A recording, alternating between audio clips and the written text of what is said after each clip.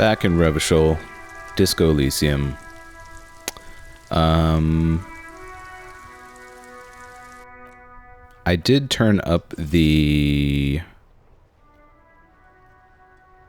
voiceover volume because I noticed when editing the video that it was a little quiet. Other than that, I haven't done anything. I think the first thing I want to do today is go to the kitchen. It should be open now. It was supposed to open at 1 p.m. Let's do it.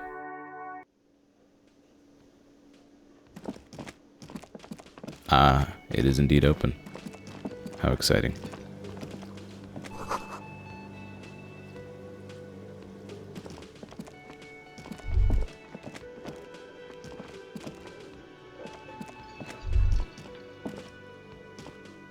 Stop moving. Do the thing. Okay.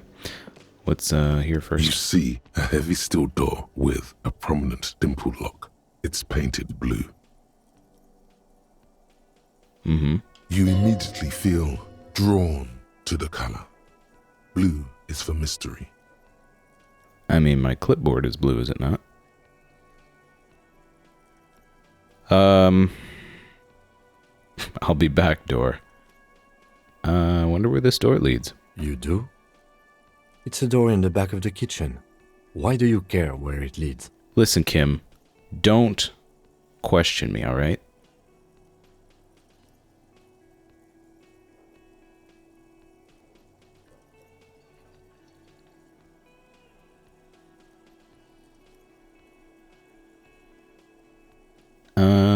We may find something pertinent. Yes. I suppose it's worth seeing if we can get in. Just to be thorough. As a side investigation. Exactly right. It's hardly a side investigation. You already have a name for it.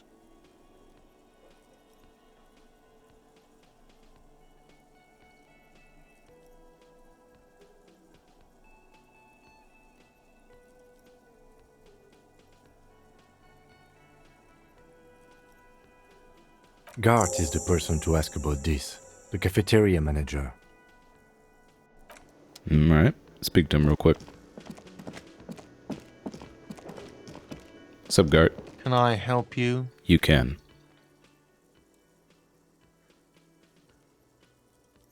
Another thing. Great. I love those. Mm-hmm. Oh, yes, that door, sure. There's nothing mysterious about it. It's just a door. You know what's behind it? No, I don't have a key. I don't know how to get there. And I don't care either. It's not like I've been wondering about it for 10 years. It's just the frit warehouse, probably. Go on. Wondering about it is, of course, exactly what he's been doing for 10 years. Mm-hmm. Or some boring storage space with a bunch of old junk and dust. Junk and dust. He's attempting to maintain an air of indifference. It's absolutely not convincing. I think you'd like to know what's back there. Fine, okay, a little. But my job doesn't leave me time for wondering about one locked door in one of the cafeterias I manage. Uh-huh. So, I haven't opened it. I have cleaned the whole place 100 times over, though, after the animals. And I haven't found a key, so good luck with that.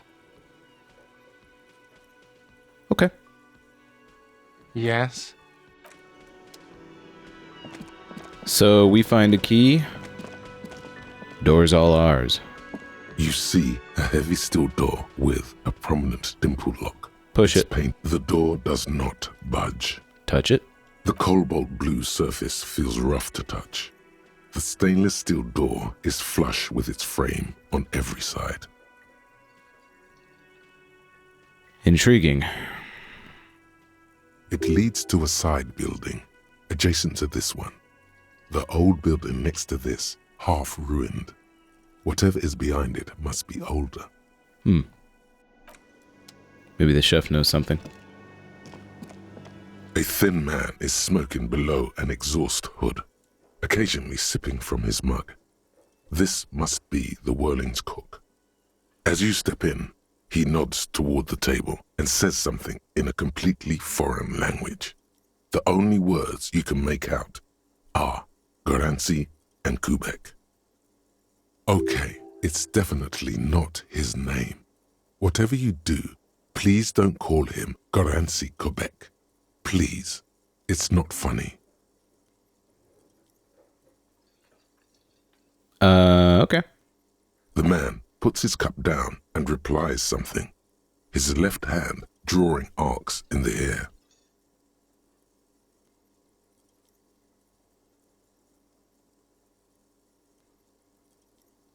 He looks up at you, then looks away quickly, shrugging and muttering something to himself. Shrugging is an international sign for, no, I don't know what's behind that door. I figured as much. Yeah. You got some impressive pots. He smiles and bangs his ladle against each of his pots in turn. It's almost like music, especially with the sounds of assorted dishes boiling and simmering on the stove. Alright, I guess we have nothing else left to say. Okay. What else is on the agenda? I get something? Get a reality lowdown. Ah, yeah, that's right. Mm-hmm.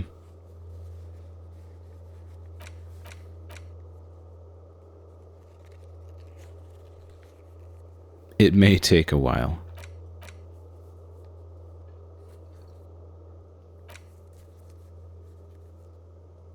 Okay. Got lots of stuff to do. I don't,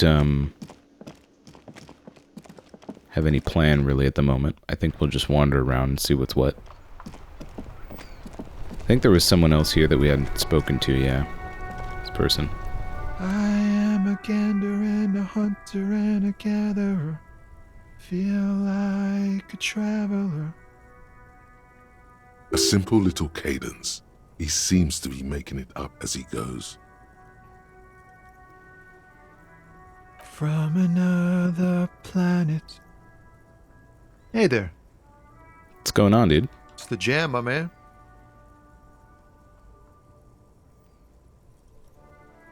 It's a traffic jam for the ages.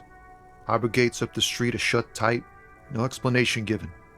Workers on strike, scabs agitating, an all-around clusterfuck.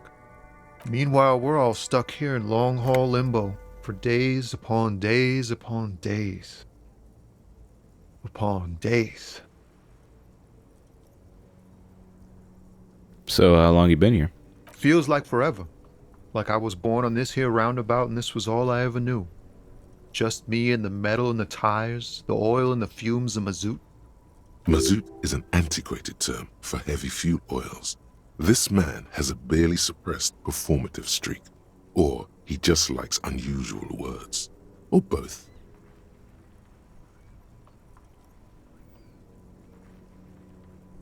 Extravagantly phrased, but I can roll with it. Yeah, imagine. It's been a whole week already.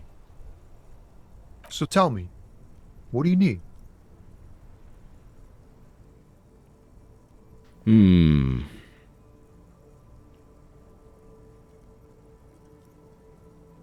Know anything about the dead man? He ain't one of us drivers. I know that. All accounted for.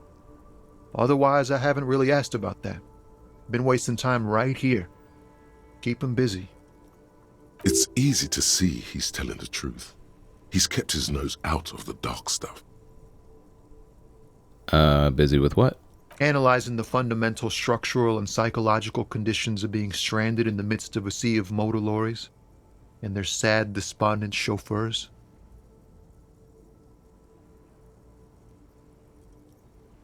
Okay. Ask for his conclusion. And your conclusion? A sense of surprise there ain't more bodies hanging from more trees. Well said. What are you hauling? Oh, high-grade narcotics, illegal firearms, stuff like that. Very funny. Relax. He's merely joking. You're under arrest.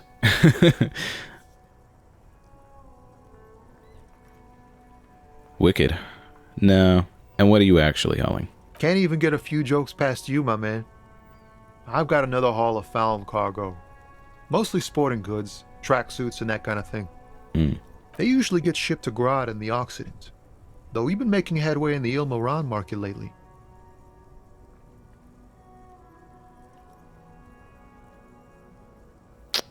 That's your machine behind you?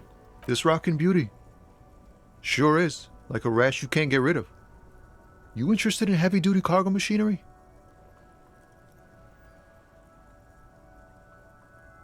A motor lorry, also called a camion, on Caillou and neighboring islands. This one looks roughed up enough to be some sort of found rust bucket. Maybe the A6?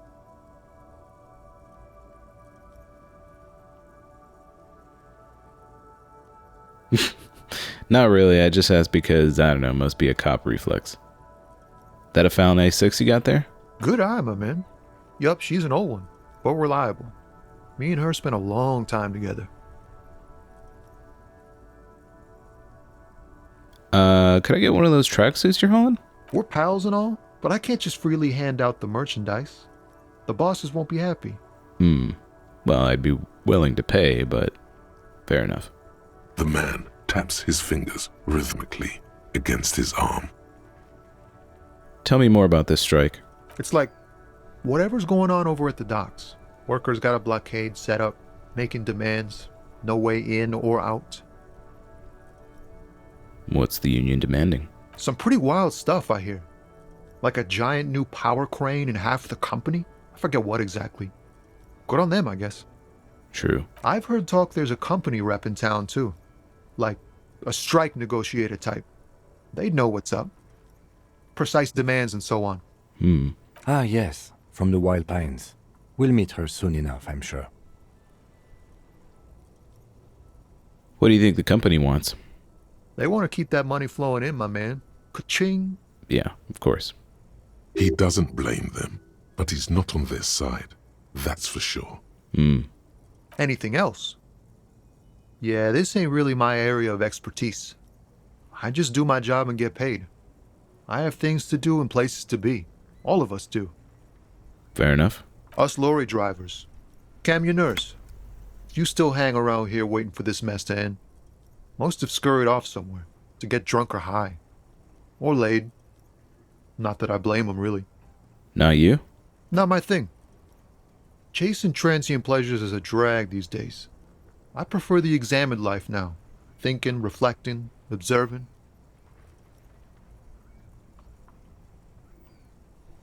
Good talk. Don't be a stranger.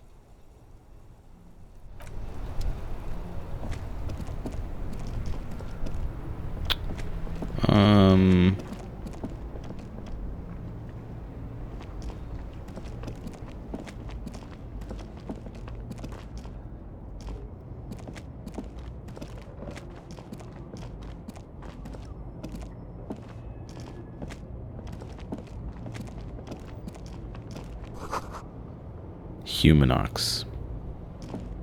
It's really hard to tell where you can go in this game. An old monument stands in the middle of the traffic island, pointing toward the sea. It looks as if it's been reassembled piece by piece, secured and mounted in the air with the aid of numerous ropes and rods. A silver plaque on the statue's pedestal reads, "I am Philip III, the Squanderer, the greatest of the Philippian kings of Revachol, son of Philip II, the opulent, father of Philip IV, the insane." What did this king do? Even by the standards of the Philippian kings, old sumptuous Philip was known for his profligacy. In what way? Well, he blew through the whole national treasury, starting the decline of one of the penultimate century's greatest superpowers, the suzerain of Revachol. His own maladministration foreshadowed the fall of the monarchy during the anti-centennial revolution, an end to his family line and the monarchy on the Insulindian Isola.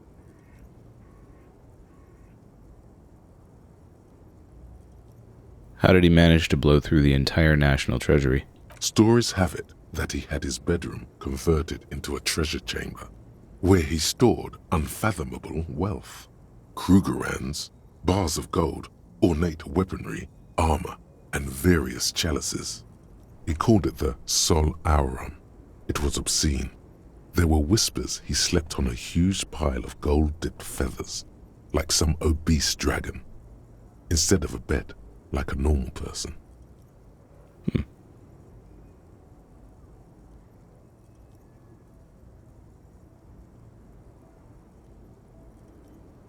A deplorable farce. But wait, you haven't even heard about his fabled cocaine addiction. Go on.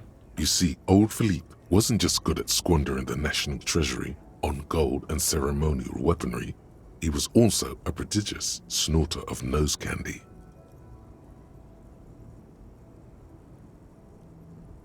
And where is he buried? Beneath the cold waters of the Insulindian Bay, thrown there by the revolutionaries after they cleaned out the royal mausoleum. That would make sense. What happened to the statue? The original was blown apart by communards, then further damaged during the landing of the coalition's airships during the turn-of-the-century revolution, when Martinez was leveled. Most historians think the coalition's hasty landing may have ultimately saved the statue. If the communards had more time, they would have reduced it up to even finer pieces. Who restored the monument? Some years ago, a group of liberal, artistically inclined individuals, designers mostly, thought it would be ironic to restore the statue of the most wasteful ruler of Revachol in the poorest part of the city. Interesting. The statue is supposed to capture the moment it was blown apart, like an instant frozen in time, a rare butterfly trapped in amber, floating on a sea of shit.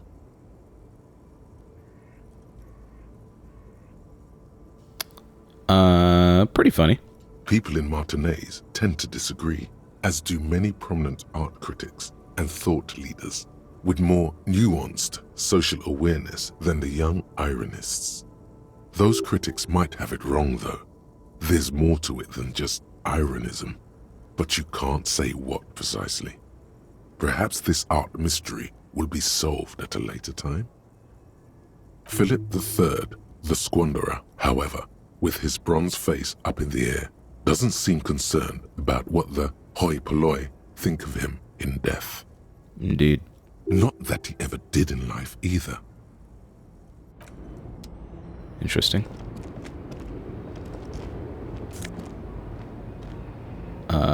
Sure. White tank top.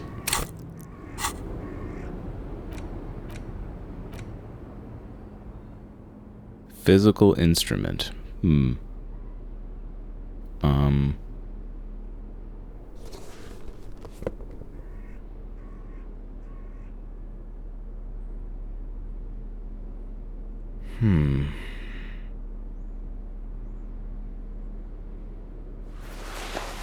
going to choose my clothes primarily by what I think looks best, rather than the stats that it provides.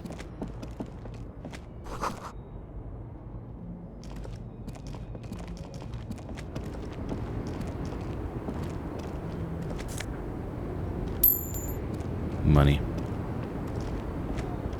The small, wrinkled woman does not greet you.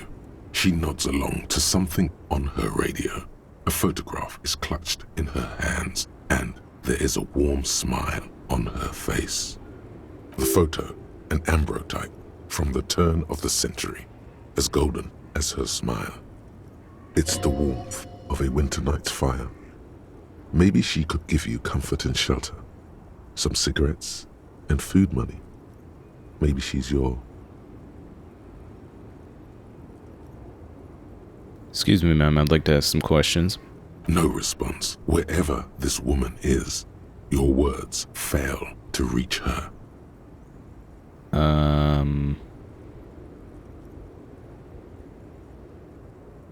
think I'll leave her be then.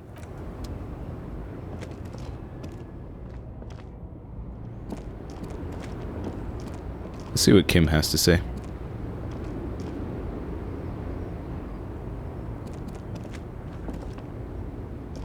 Yes?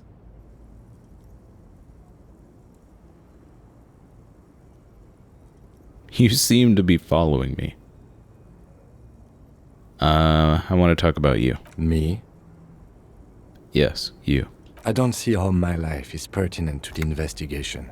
We'll work better if we have we'll work better together if we have more rapport. That's a fair point. All right, for the good of the investigation, what do you want to know? Tell me about yourself. A secret. No. All right. Oh, okay. The lieutenant nods. Do you ever talk with yourself? What do you mean? You know, like when you're thinking, do you ever have a conversation with, like, your brain? I have no idea what you're talking about. The lieutenant's conceptualization skills must be rather rudimentary. The lieutenant is a police officer of the old school. His concerns are material and extrinsic. But this isn't an old school case.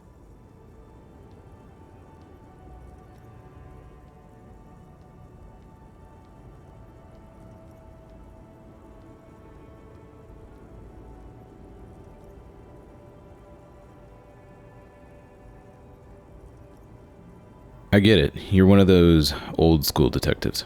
So what? That makes you the new school? God spare us. For real detective work, nothing beats a good notebook by your side. The lieutenant produces his familiar mnemotechnique A6 and idly thumbs through a few pages. We all have our different mediums. His is written. You don't look like other people around here. That's because I'm half Seolite, or quarter. My father's father was from Seoul. So was my grandmother, but from my mother's side. It's not an interesting topic. What is Sale? It's a part of the world, officer. A geopolitical entity and a geographic division. I told you it wouldn't be interesting. I find it fascinating. Seoul is a protectionist, isolationist, pan-Isolari state west of the Insulindian Isola. Actually, it's quite interesting. Some would even say mysterious.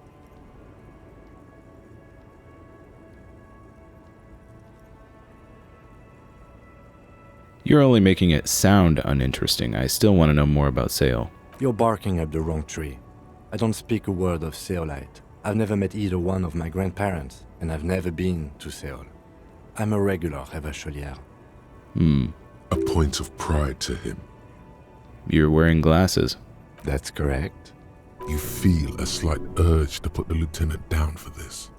But you can't quite muster enough testosterone. No, I don't. Glasses are cool, I guess. Are they? They're mostly just cumbersome. You could use a good, normal pair yourself. That's all for now. Good. Let's change the subject.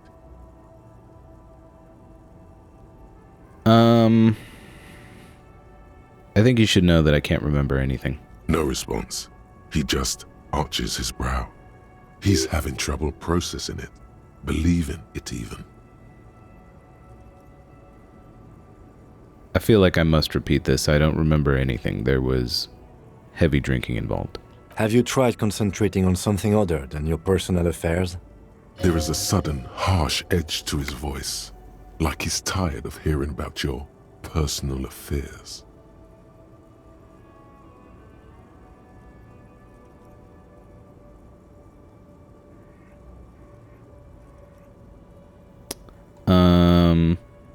Fine. Focus on other people's troubles, not your own. That is a relief. A moment passes. The lieutenant glances at the sports watch on his wrist. Let's be on.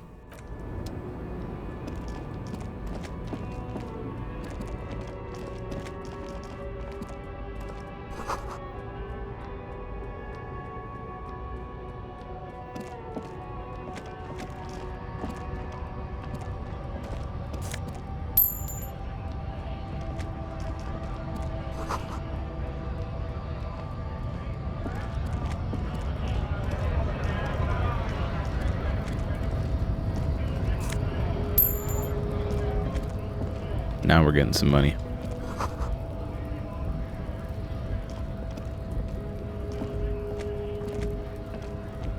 Free to seek.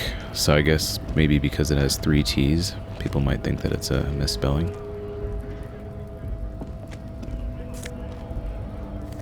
Magnesium.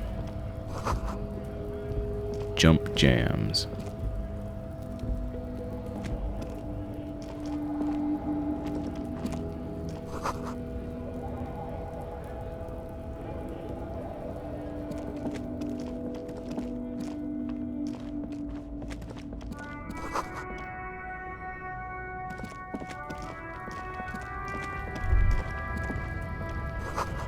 Three T's, how idiomatic, yeah, exactly.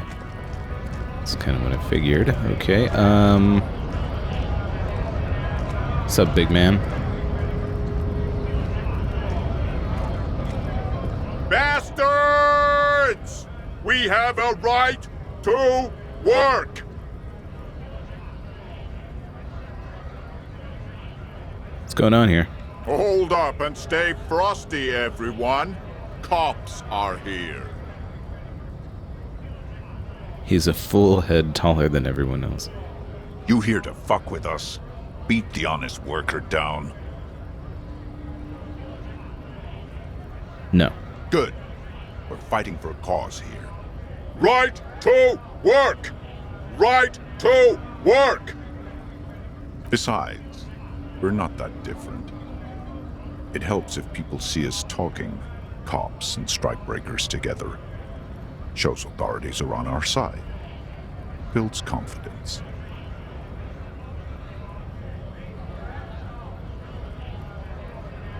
What kind of cause are we talking about here?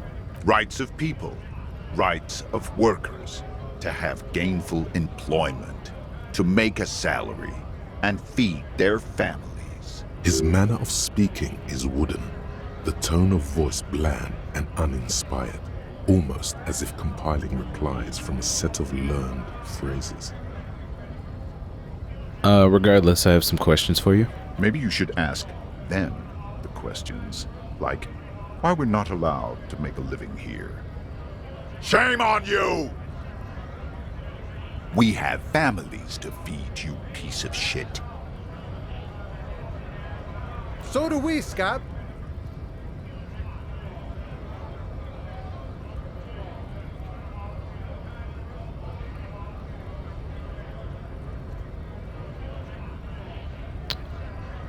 I want to get into the harbor too.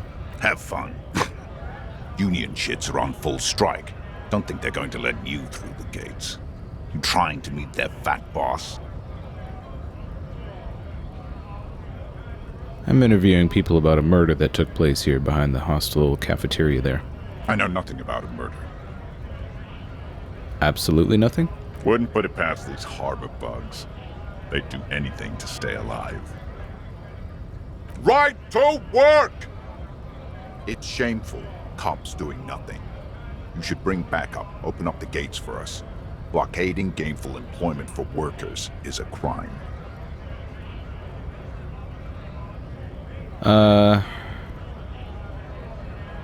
This really isn't my area of expertise. We are not picking a side in this just yet, sir. Pity. Let us work! This voice actor sounds Canadian. I'm just going to leave now.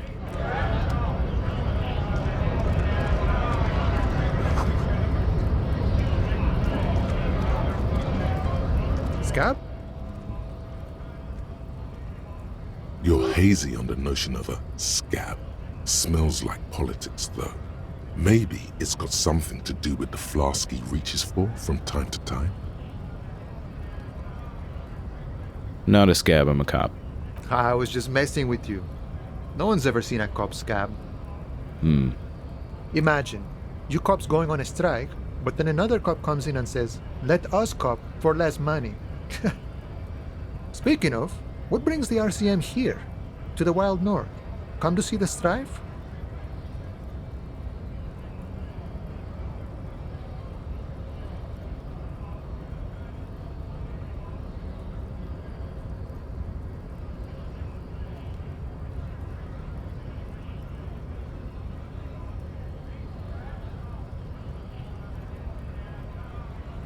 I've come to Martinez investigating a murder. Murder, huh? That sounds like a lot of hard work. You'd never see me investigating a murder.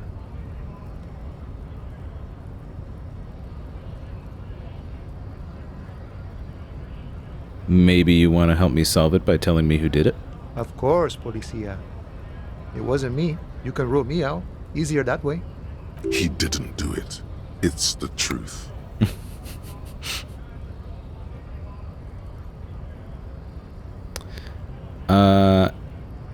You're the man in boots at the gates. Kuno said you know about the armor? The little boy had the good on his promise. His promise? To get me into trouble. To sick the pigs on me. Pardon the choice of words. Not mine. What happened? I was asked to look into that armor situation. Official Union probe, you know. Track it down, see who took it. Did you? At first I thought, why not? Maybe the pieces can feed the strike. Buy us a few more days under the sun, you know? So I went to this boy. He said he'll make me his prison bitch. He's got eyes everywhere, the cups in his pocket, and he's the king of Jamrock. Serves me right for doing menial footwork. I dropped that probe right then and there, and it still got me into trouble. One bad move is all it takes.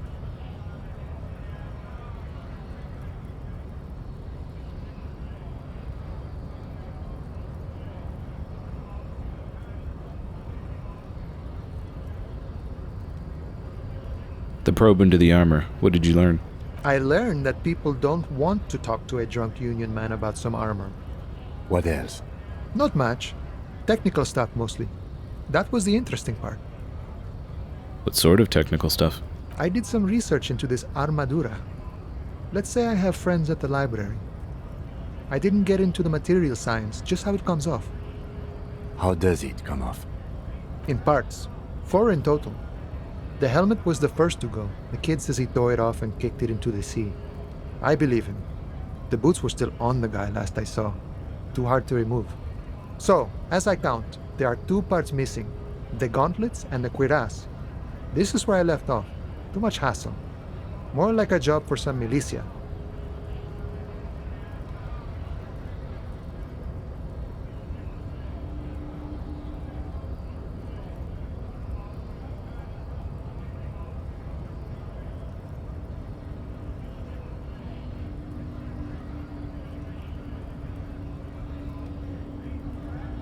Hold up, 4 pieces? Helmet, cuirass, gauntlets, boots? What about the leggings? Oh, they're just gone. They don't exist anymore, if they ever did at all. Forget about them. I did.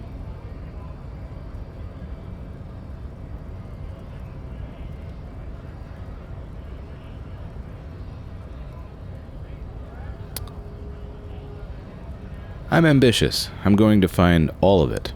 All the pieces. All of it? There are junior officers out there, eager to prove themselves.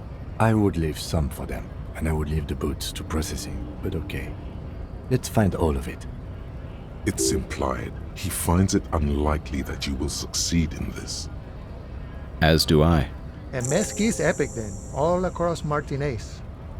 I hope it will be a real bonanza for you.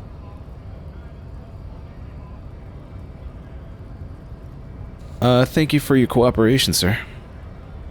No problem. If you see that kid, thank him from Call Me Mañana. Thank him for showing me the way.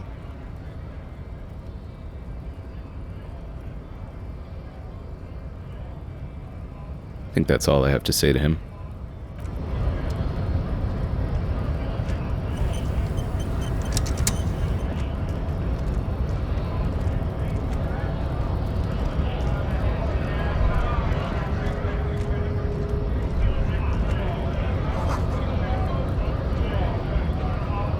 So there was another... Yeah, I could go in here. What is this, like a bar? Oh no, it's like a... Like a deli, small shop or something? You see several packaged raincoats fill a low shelf beneath a display of croissants and juice bottles. The raincoats are transparent, except for the big Fritta slogan on the back. Well, I do have the money to buy a raincoat. +1 endurance. What is what? it's a raincoat. If you want to buy one, then it's only 4 real. Uh-huh. Let's take a look. Do I want to buy one?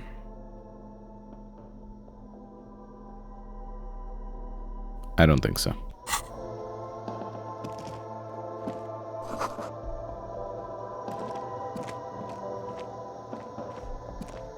The tear machine stands in the corner. A sign says, 1 bottle equals 10 cents. What's in this machine? Oh, that's the tear machine. Yes, but what is it? It's a machine for tear. You know, you find tear outside, like bottles or whatever, and put it in the machine, then it gives you money. Gotcha. You need a bag, I guess. We used to have some, but we gave them all out, so... Feel free to use it if you find a bag, though. I'm sure there are some out there. Somewhere. Mm-hmm.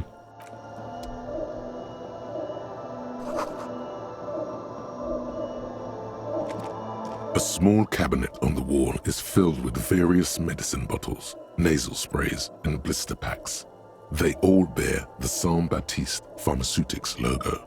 Their logo is the bloodless rose, pure white, untouched by harm. Just ask me if you need anything from Saint Baptiste. We don't stock prescription meds, but we do have Nosafed, Duramine, Magnesium, and Hypnogamma. What do those products do? I don't know. Let's see. Nosafed is a nasal spray. Duramine is a really good painkiller. Magnesium is a dietary supplement. Hypnogamma is... I don't really know what Hypnogamma is. I guess it makes you feel less shit. It's recommended to use after lots of partying, studying, or exercising. Thank you for explaining, miss. Uh-huh.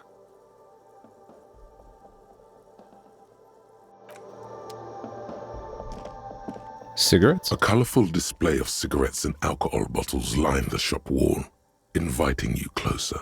Let me guess. Electrochemistry. There, in that dark green glass, all in vain. The great flowing river of warmth, wine, alcohol, beer, alcohol, love, alcohol. Not now. What do you got to say?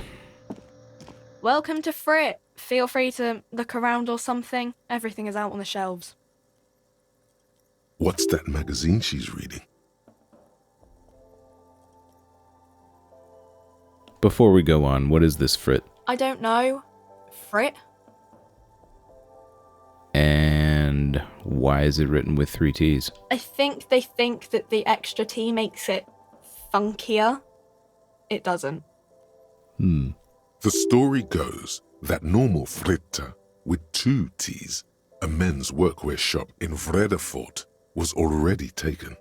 So when Fritta Retail Inc. grew into a multinational corporation, they had to add an extra letter to avoid trademark infringement. What magazine are you reading? You mean this? This is Pop Stars. It's got, like, famous people in it. It's not for sale. Looks like it also has something called Police de la Mode, featured on page 34.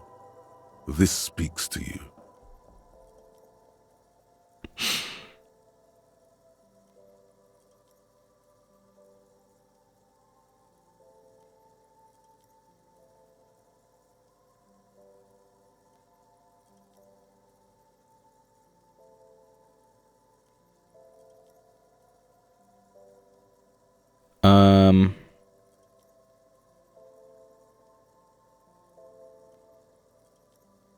What is this Fashion Police feature?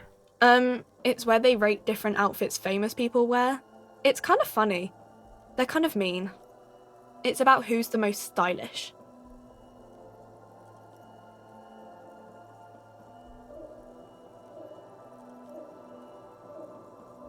So who's the most stylish there? Can't be anyone from here. Which one do I want to say here? This is interesting.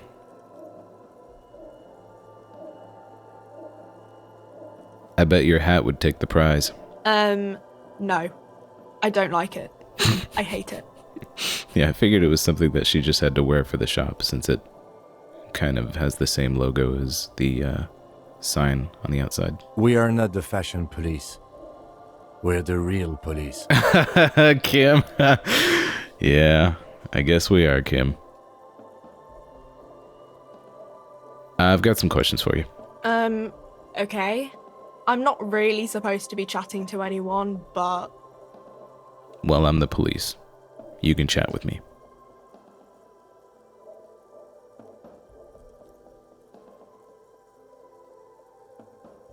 Does Frit have a warehouse in the back of the Whirling in Rags?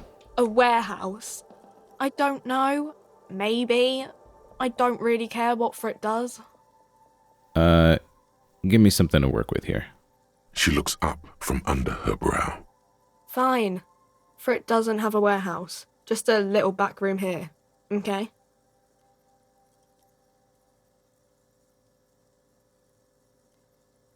Can you tell me anything about the dead body? I don't really know anything. I mean, I know it's there, but I haven't seen it, so...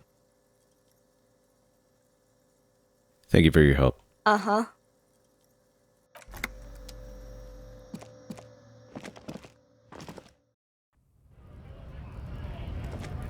Alright, so I guess we can go up here more.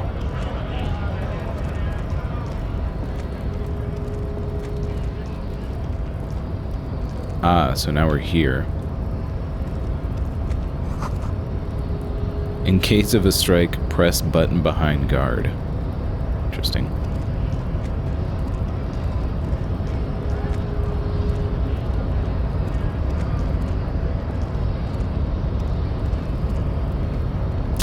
Something tells me this is going to be interesting. Nobody betrays your degeneracy. I'm not sure what that means.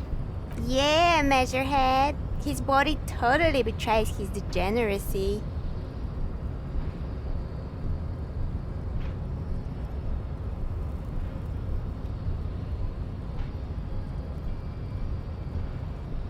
What do you mean by that? You have succumbed to Al Ghul. Uh-huh. You reek of it. An invisible sword of Al Ghul emerges from your throat. You cannot see it, but others can. It is making the woman in my company sick.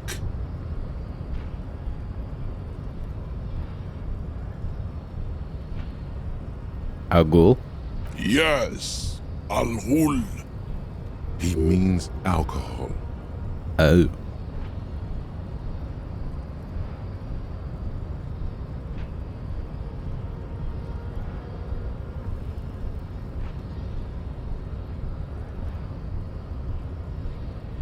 Understood. I doubt it, my microcephalic race servant.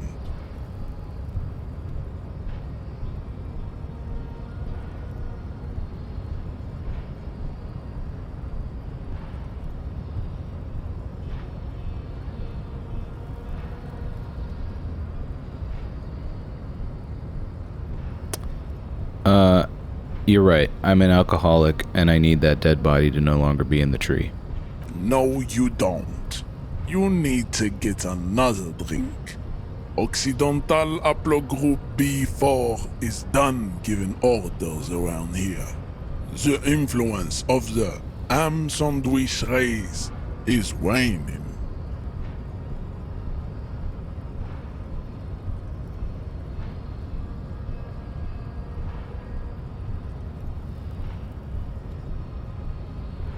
The race stuff is unimportant here. I just need you to help me do my job, please. Begging for help. Attempting to pass fear for cooperation. How far the Occidental Haplogroup has fallen. You were once a noble and powerful race. You gave the world eugenics electricité, and powerful weapons of war like missiles and aerostatic aircraft. You made great gains in metallurgy, race theory, and statecraft. You dominated lesser cultures, like the deformed Hemians and the inexplicably potato-obsessed Khoikos. But now your ascent to the genetic summit has halted. You are obsessed with sadness and with frivolous pop culture. You will be superseded. Isn't that right, babe? It is, baby, yeah. You know it. There is a button right behind him, just out of reach. It must be the one that opens the door to the harbor. This man is not budging. Let's hope his superiors inside are more cooperative.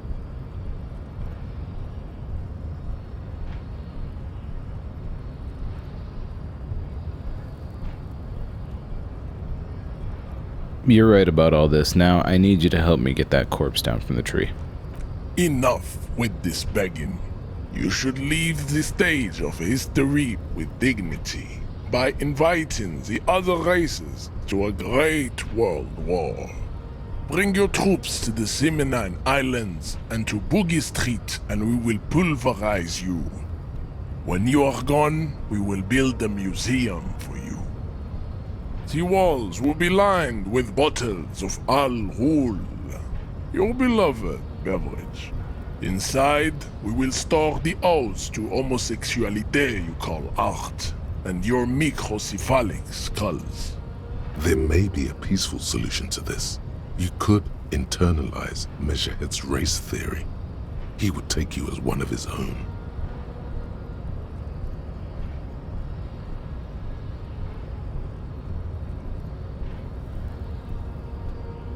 Wouldn't that mean I have to become a Seminese supremacist myself?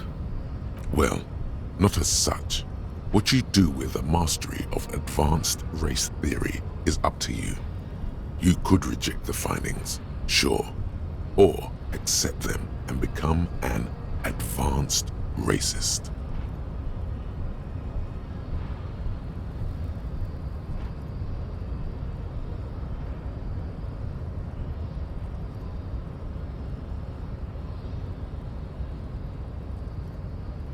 What are those tattoos of yours supposed to mean? Racists are generally not very good examples of their race. I am not like them. I am craniometric perfection. I have taken the trouble to permanently draw a phrenologic grid on my skull and features. This should dispel any doubt. The drawings are precise and look true to their pseudo-scientific ambitions. One thing, however, it is not entirely free of throwbacks in the phylogenetic tree. His large jaw, for example, could be a trait indicative of criminalism. Also, his earlobes could be smaller.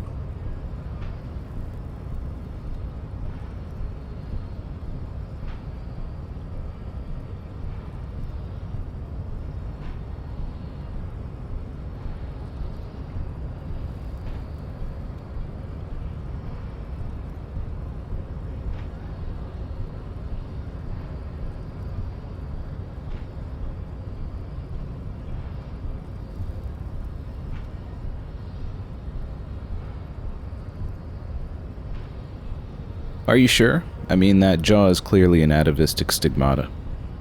That atavistic stigmata makes pussy say yes, plenty. Babe, thanks. But I got this.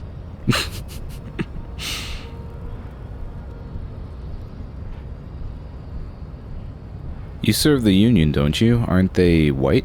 Don't be vulgar. White or not has got little to do with this. The race enigma runs much deeper than that.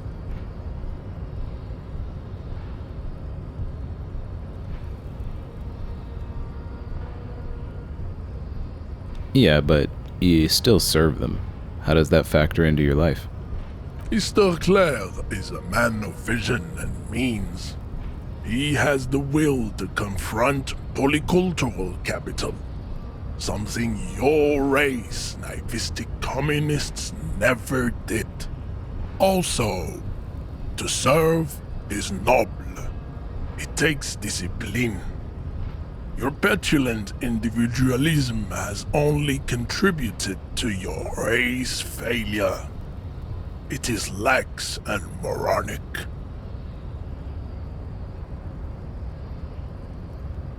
Individualism is my jam. Jam. Individualism. You have gotten these ideas from degenerate youth culture, have you not? You have picked them up from rock and roll songs?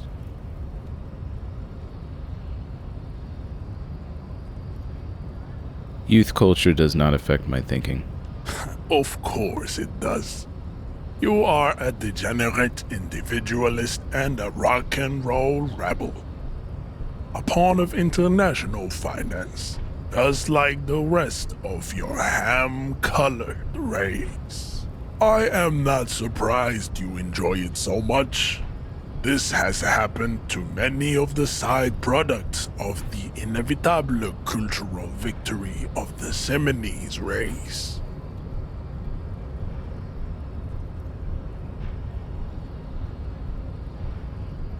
Okay, I'll ask. Who are the Seminoles? The South Island race, haplogroup A4A. We are the rightful masters of the Insulindian archipelago. We descend from the Areopagites of ancient Pericarnassus and arrived here 4,000 years ago. Millennia before you. We are the future. That is all you need to know. So you were born and raised on the islands before you moved to Revachol. I am a descendant. The narrow streets of Ulimbuir are with me in my genetic dreams. I see young Seminoles women walk into the grey mass on Ile de Fantôme, waiting on immaculate conception from the pale.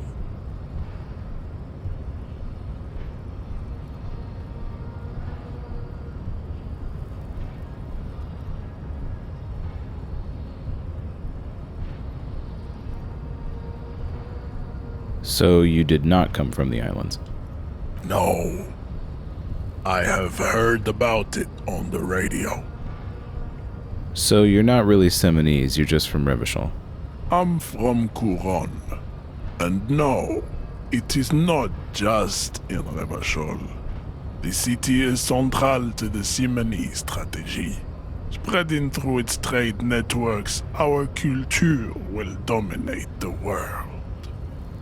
You have heard enough about our phylogenetic secrets for today. You have extinction to come to terms with, and never getting that dead body down from the tree. Kim? I don't think anything about this. We are wasting our time having this conversation. I tend to agree. Your pedomorphic friend is right.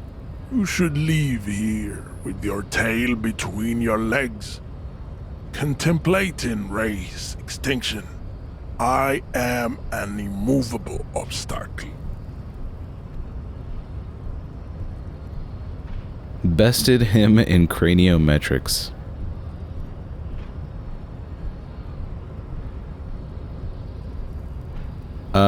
Yeah, I don't want to use this. Let's leave. We still need to get into the harbor. We need help with the tree situation. There must be another way. Let's roll. Yeah, I could do that, but it's not really my style. I'd rather find a different way.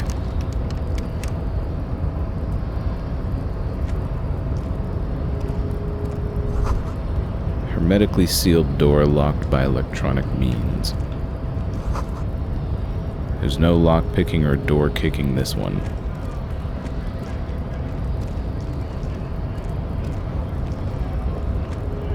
No, down the stairs.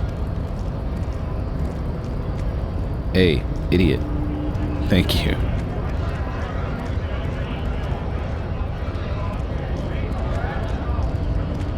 Alright, so the first major thing I guess we have to do is figure out how to open that door, or at least get behind it. Oh, who are you? Welcome to Rivachol. The remark isn't addressed to you, it's addressed to the lieutenant.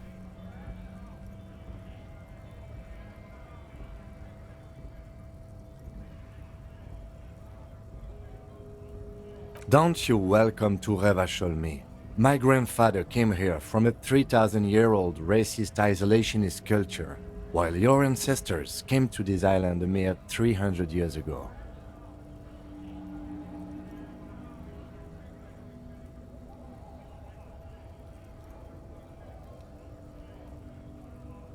Every school of thought and government has failed in the city, but I love it nonetheless. It belongs to me as much as it belongs to you. Say nothing. It's men like you who keep Revachol divided, making it that much harder for everyone to climb out of this post-war limbo. What he means is, fixation on the Revacholian nation makes it harder for Revachol to actually attain self-determination.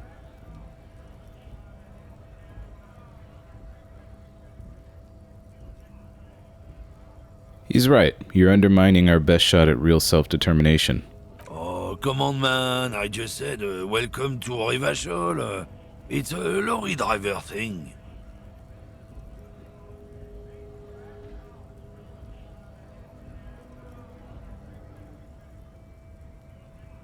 I know exactly what you meant.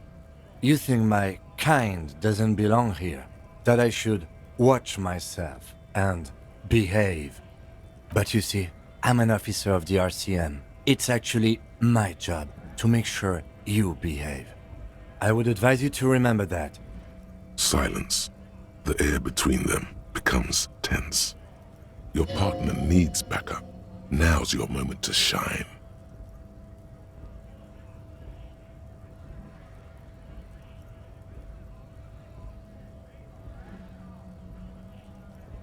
Well, I think we all learned something here. I haven't learned anything I didn't know before. The lieutenant exhales and resumes his regular calmness.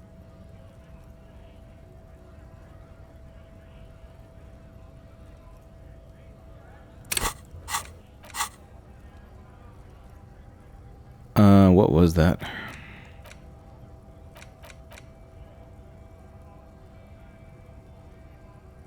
Oh, did I resolve this?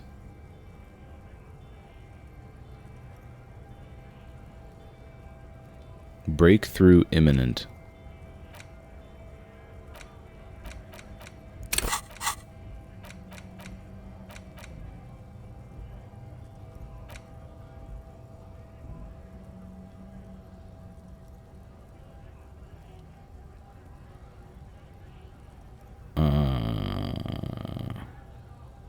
Yeah, I have no idea what's going on with this. Now that that's settled, we have a couple of questions. Whatever you say, officers.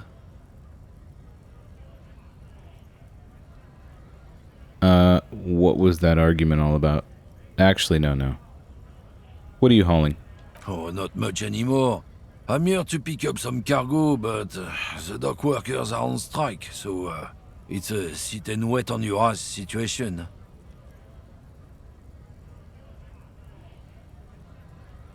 How long has this been going on then? The strike? Oh, they've been at it for a while. A month. 2 months, maybe. But this here is just the last week or so. What kind of cargo are you supposed to be picking up? Apples. Apples is exactly the kind of thing you'd say if you had something to hide. I thought so as well. Apples? Yeah, apples. I take it you had other questions? Oh, not much anymore. I'm here to pick up apples. Apples is exactly the kind of thing you'd say if you had something to hide. Sounds like a cover story to me. Look, as detective, I come from a long line of lorrymen.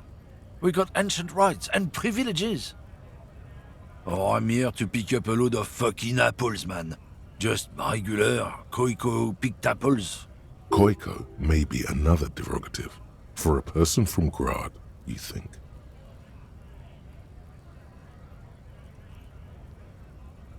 Oh, so they grow apples in Grad?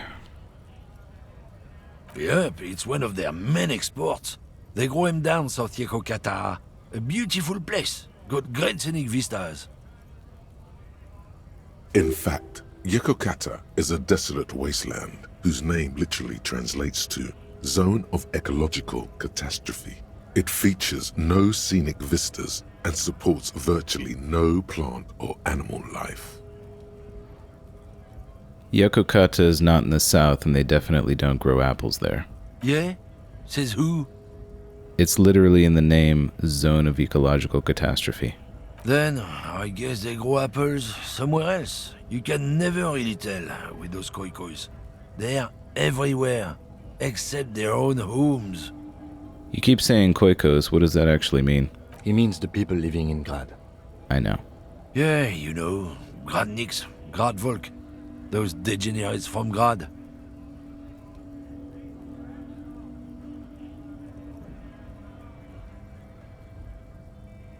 But why the word koiko? 'Cause that's what they're all called. Koiko Pichik, Loslav Koiko, Koikovich someone. Low self-esteem, those guys have. Mind you, they look Occidental, but they're not really like us. Huh?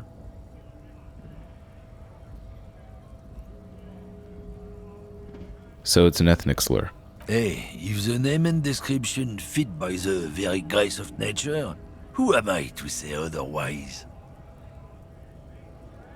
Apples, then. From Grad. Right.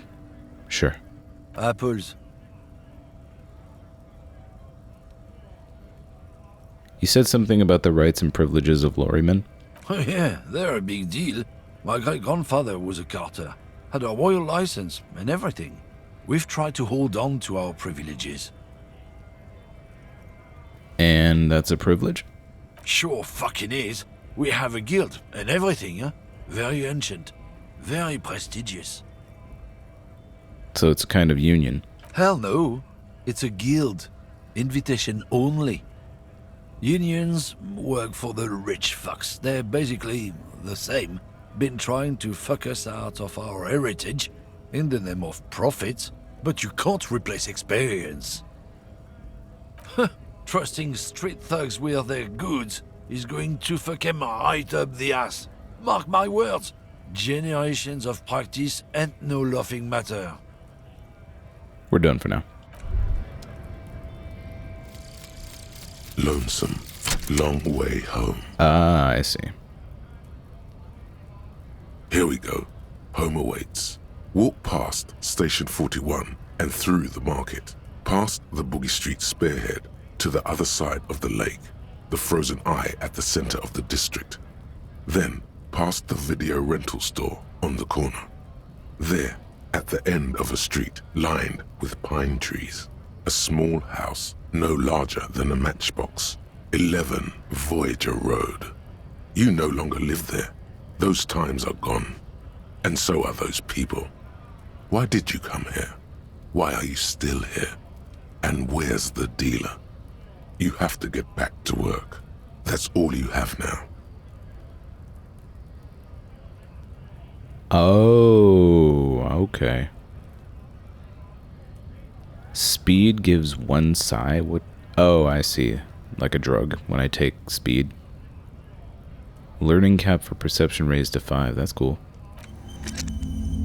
Cool. So... Oh, I see. So you can only equip certain numbers of them at a time.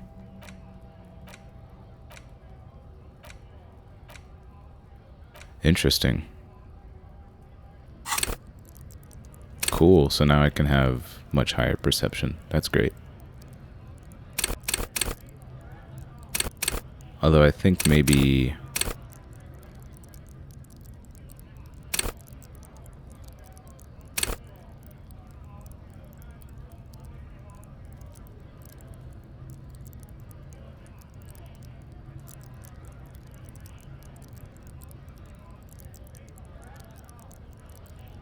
maybe we get authority next.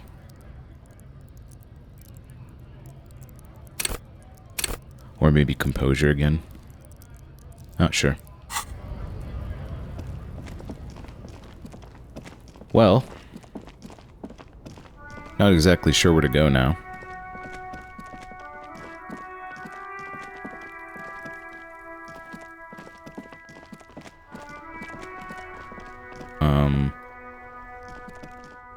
What's this? Garbage can or something? This Postlavantore mail collection mailbox. box has been heavily vandalized with graffito. A closer inspection reveals 2 bullet holes in the front.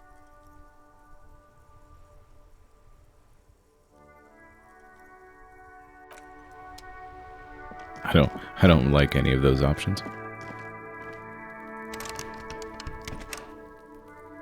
An old call box with a matrix of push buttons lists all the companies in the East Delta Commerce Center.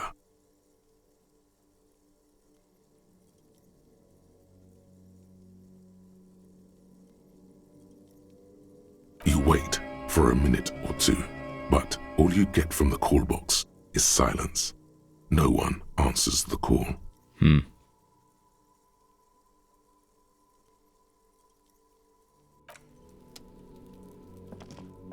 I was hoping maybe we could get some fashion.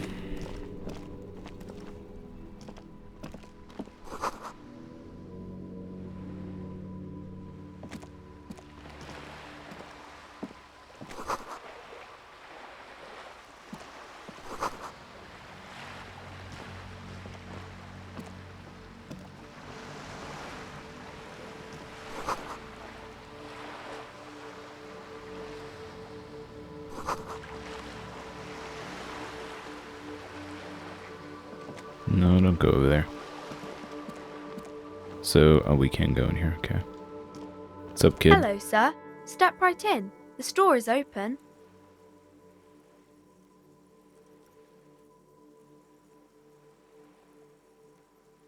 Hi. Are you interested in a new and exciting book?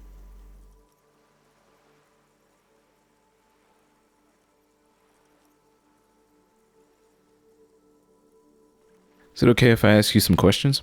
Okay, sir. I'll try to answer any questions you have. I hope they're about books. They are not. What's your name? My name is Annette, sir. My mum, her name is Plaisance. She owns the store. She's inside minding the register or organising the stock.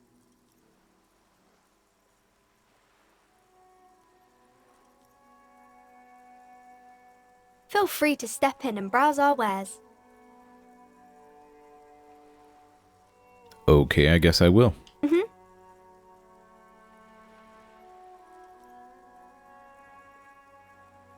See you around, Annette.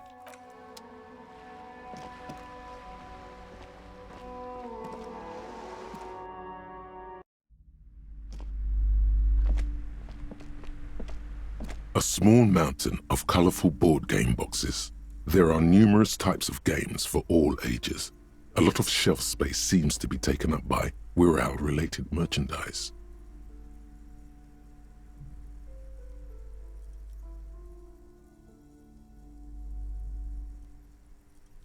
Look through the pile of Wirral-related items. An endless variety of source books, lore books, and codices litter the table. The topmost book is titled Welkin Compendium, 2nd edition. There's also a large hardbound tome with intricate cover art, The Hunters of Katawak, Boreal Creature Compendium, and a Pick Your Path adventure game book titled Tales of Wirral, Cavern of Velkrag. Books in a board game section? Who wants to read books? Anything that really catches my eye? There's a box that says Wirral, 3rd edition Mega Setting Supplements Module. The side panel notes, a fantastique adventure board game, new maps and miniatures. A sticker on it displays 25 real.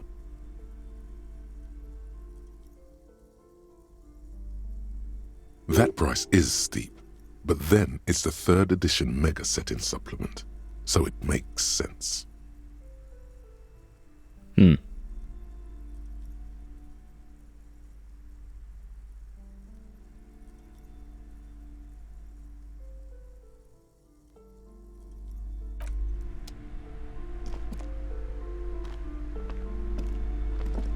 The display rack is brimming with worn paperbacks featuring an extremely muscular, sword-wielding barbarian on the cover. Nearly all the titles contain the word Heimdall somewhere. Rows and rows of Heimdall men blur your vision. You make out some titles. Man from Heimdall and the Mammoth Riders. Man from Heimdall, Return to Heimdall. And the solipsistic Man from Heimdall and the Heimdall Man. Good God, how many are there? Maybe 100. Man from Heimdall and the sages at the end of the world. Man from Heimdall and the false god. Man from Heimdall and the scorched earth. Man from Heimdall, the Heimdall colonies. Man from Heimdall and the swamp beast.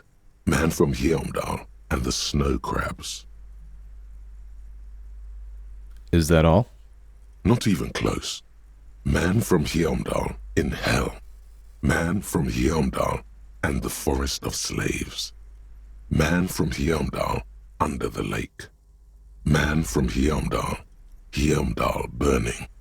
There's even the Trial of Death, a pastoral combat gamebook set in the world of Heimdall Man, and so much more. You need pain threshold?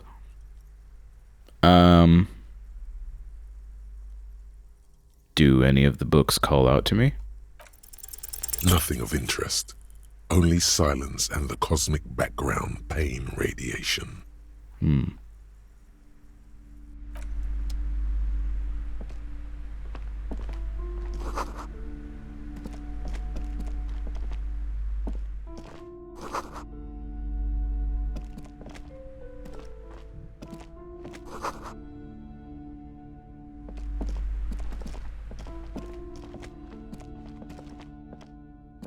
You see a set of tattered curtains blocking the way to another room.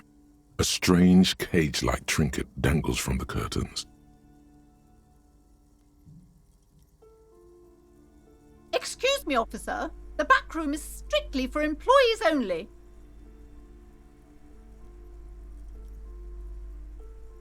Examine the strange cage-like trinket. You see some kind of charm, an irregular polyhedron assembled from bones, sticks, and straw. Inside, a disturbing fish head with empty eye sockets stares at you.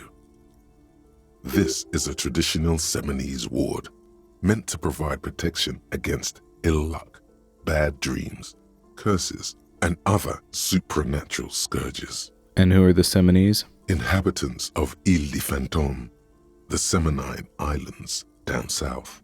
Aside from poking at it suspiciously, there is nothing else to do with the fish head charm at this time. The curtains remain shut before you.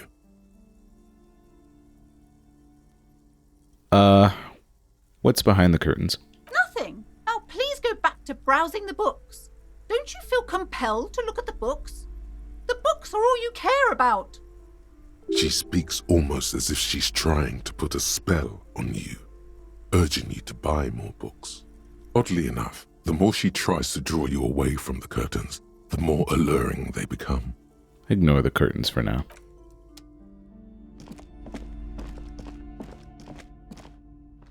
These shelves are overburdened with books from the same series. You see the name Dick Mullen over and over. Crime fiction is a disgrace. An asinine misrepresentation of the physical attributes of the arduous everyday work of actual police officers. These books greatly overstate the excitement of police work, glossing over how long it takes to actually follow up on leads and eliminate dead ends. What's more, they completely ignore the psychological hardships of year after year coming into contact with people during the worst days of their lives. Not a single mention of all the stress this work creates upon the officer's family. Detective fiction just doesn't tell the truth at all. Now, would you like a list of all the books found on the shelf? Sure. You see, Dick Mullen on the job. Get Me Mullen. The Stalwart Adventures of Richard P. Mullen. Dick Mullen and the Murder in the Orchard. The Sordid Affair of Dick Mullen. A killing is declared. Dick Mullen in the Murder House. The Final Case of Dick Mullen. An Obvious Lie. Dick Mullen in the Clock Tower. The Ordeals of Dick Mullen. Dauntless Dick. Dick Mullen's Funeral Pyre. The Murder of Dick Mullen. Are there any more? Yes, there's also The Dame Who Did It. Farewell, My Mullen. Faking death seems to be a common trope in the Mullen series. The Morbid Tales of Dick Mullen. A Dark Tide Turns. Tragedy Calls for Dick Mullen. Another one with fake death. And, of course, Dick Mullen, the murderer. In order to catch a murderer, Dick Mullen must become the murderer. After all this, you still haven't found the answer to the one question that matters. Who is Dick Mullen? Sure. Your quick eye notices a small caterpillar crawling across the spine of a book. The title reads, Dick Mullen and the Mistaken Identity. What do we have here? Mistaken Identity? A worn paperback from Dick Mullen's classic hard-boiled phase. The premise seems to be that Dick Mullen is framed for the murder of his best friend and has just a few days to prove his innocence. Why does this speak to me? Could it be the motifs of unstable identities and shocking betrayals?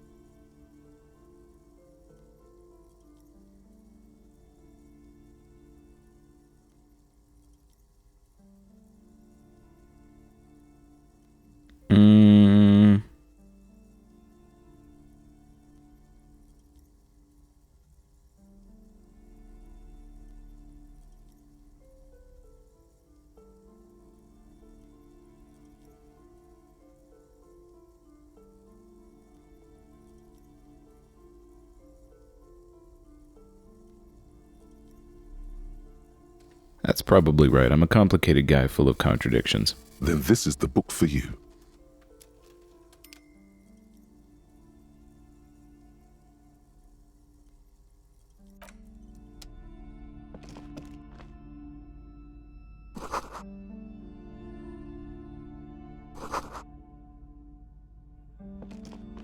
The plaque on the shelf reads, Biographies of Famous People.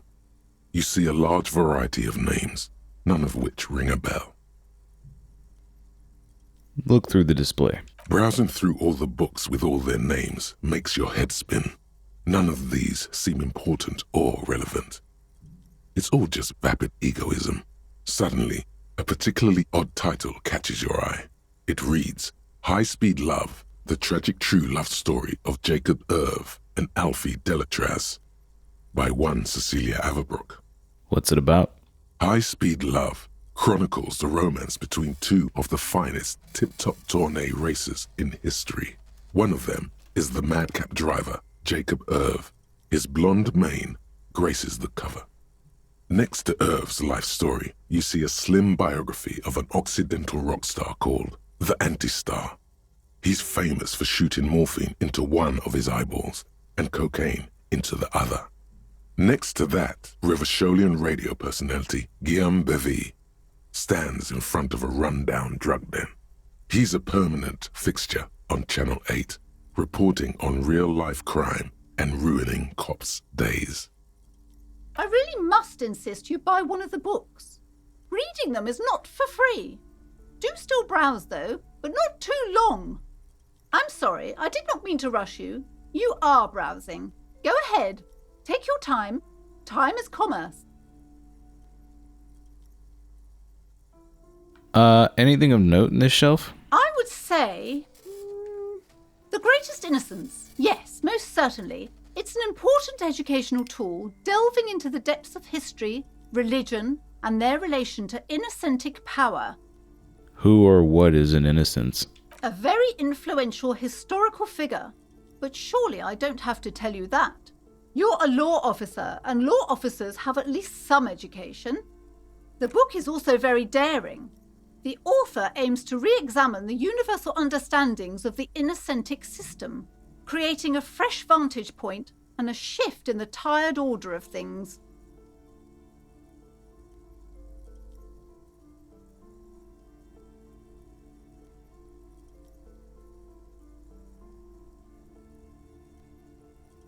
So you recommend it? Certainly. It's prudent for a person to have at least an elementary understanding of history and society. Imagine the chaos we'd be in otherwise. You feel like you should get this one. Definitely. It's important somehow. There's something personal inside. I think I'm good. Reading sucks. Several maps have been attached to a bulletin board hidden inside the alcove. They're held up by small pins. The board has come loose from one corner. The maps look old and faded. Your eye catches a map of Insulinda, a map of Revachol, and a map of Martinaise. This large map displays archipelagos. You see a constellation of small dots on the light blue emptiness of the Insulindic Ocean. The largest in the northeast is La Caillou. You are here. Another, far away in the southwest, Seminese Islands, Ile de Fantôme.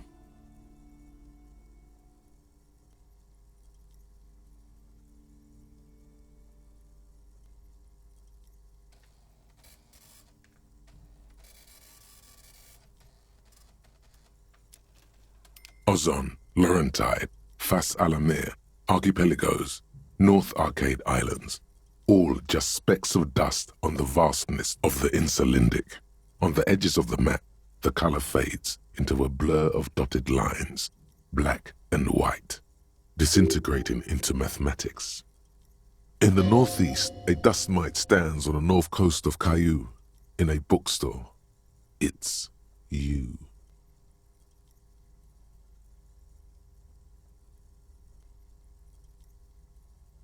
Look at the edges. The ocean breaks apart into a tangle of cosines and azimuths, all pointing into pale nothingness. Mwindi is the north azimuth. Grad is the northeast azimuth. Samara is the east azimuth. Seo is the west azimuth. Isolas, they're called.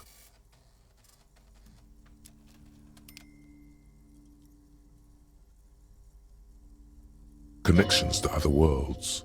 Words past the Insulindian, unknown to you. You only know you've never been there. You have little idea what they are. Distant stars, gods, but looking at them makes you feel almost non-existent.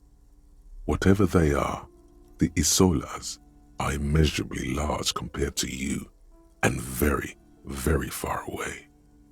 Perhaps they are gods, gods of distance and outer dust. The north coast of a verdant island is shattered by the delta of a river. It is the River Esperance. Countless bridges put the shards back together, connecting city blocks to river islands. La Delta says a great artificial heart in the center, teeming with life forms and construction. To the east, rolling hillsides, Le Jardin, Stella Marie, the suburbs of Saint-Baptiste, swallowed up into the megacity. They sound rich to you. This is Revachol East. Hudon, it's somewhere to live. Not bad. Then there's Jamrock. It's bad. People shouldn't live there, but they do. Then Forberg. It's almost as bad, and much larger. Then Coal City. It's the worst. And Martinaise? It's so small you can't even see it on the map. No, wait. There it is. North of Jamrock, the strip of coast next to the Greater Revachol Industrial Harbour. It looks downright despondent. It's almost Coal City, to be honest. No, This is somewhere to be. This is all you have. But it's still something. Streets and sodium lights, the sky, the world. You're still alive. Look at the map of Martineza. It's not really a map. It's a tourist thing. A picture postcard with buildings on it, drawn from an isometric perspective. A date in the upper right corner says 48. Still, it's detailed. Could be pretty useful for scouting ahead. You see the jagged boxes of an industrial harbor, even the whirling in rags there. Storekeep, can I buy these maps? I'm sorry, officer. The map of Martinez is the only one available. The other two are not for sale anymore. And besides, you could scarcely afford them. Well, that's the only one I wanted. They're quite valuable, though they might not look it. The map of Martinez is 90 cents, though. You seem to underestimate my resources, but okay, sure. Why is the one of Martineza so cheap? That old thing. It's an out-of-date map of a tourist location that never was nor came to be. From when some design studio people tried to spruce the place up 4 or 5 years ago. They also renovated the horse statue, set up those coin-operated viewers, and designed the new street lamps. The place does not look like a successful tourist trap, does it? What happened then? They didn't get that far, for some reason. A shame the project never got going. Would be nice if someone fixed Martinez up. All these ruins are bad for business. I'd like to buy it. Always good to be informed of your surroundings. Let's see what we got.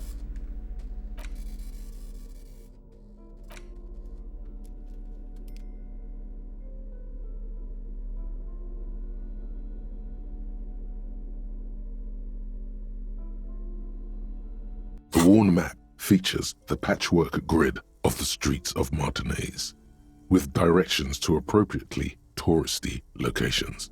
Year 48 resides on the upper right corner. Trace a path through the grid. Your finger moves through the various streets, across Rue de Saint-Ghislain and Rue Saint-Sipar, over Saint-Brun and Martinez North, finally coming to a halt on the spot where you are currently standing, although the map gives no such indication itself. For a more detailed view of the map, go to your journal and select the Map tab. Cool. Where's the Map tab? Ah, neat.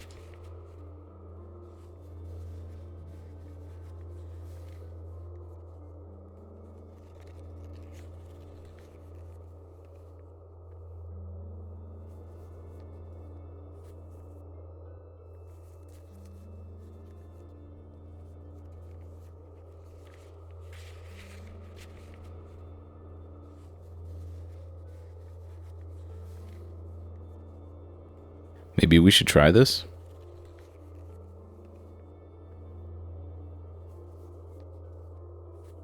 Oh, I can try waking this guy up again? Interesting.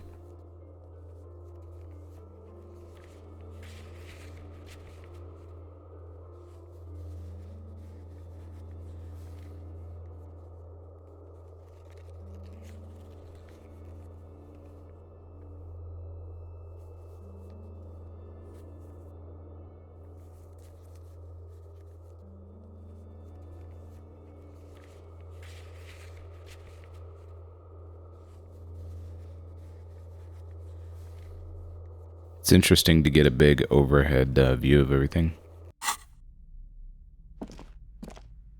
Well, that was a worthwhile purchase. This bookstore is not strictly about crime, romance, and biographies of famous people. There's also a wide range of paranatural literature. Amidst the various books, you find one written by someone named Matthias W. Dundas. It's about wholeness, unity, balance. These three things are very important to the working class mind. The point of the book, and many others on this shelf, is to give people medicinal advice in situations where they don't have access to paid health services.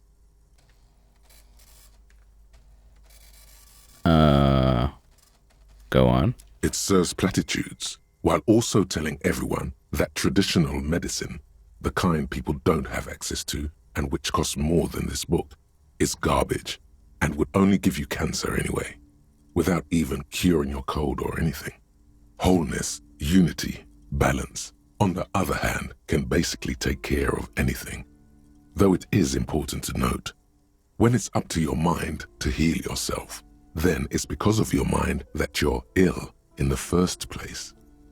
Does it say anything else? The book features chapters on topics such as how to find magnesium. It even lists plants you can harvest magnesium from. How to continue drinking if you're an alcoholic who has destroyed his liver. And there's even a chapter on the ancient Seraïs tradition of using duck gallbladder preservatives to treat and prevent sexually transmitted diseases. Pre and post factum apply. Nothing worth buying. This is just mundane garbage. What's even paranatural about this? Find something truly otherworldly. The throbbing in your head increases with every passing moment you gaze at this shelf. Suddenly, as if out of nowhere, a small green book becomes apparent. The title of it reads, Medicinal Purposes of the Pale. What's the pale? The book contains very little explanation on the matter. This knowledge seems to be taken for granted. What's the book about? The book contains descriptions of various pseudoscientific therapies, alternative medicines, and folk remedies involving the pale, also known as le territoire.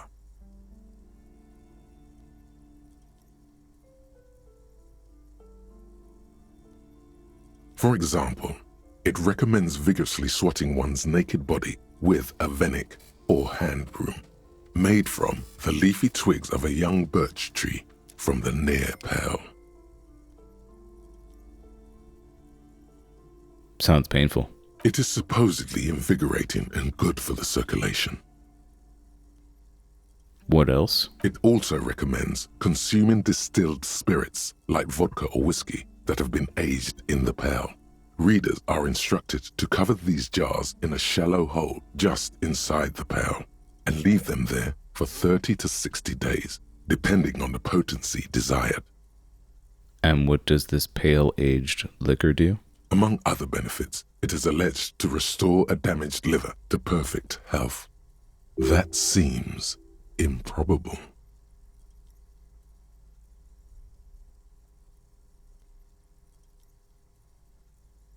How is that possible? Is it any more improbable than anything else that human beings put their faith in?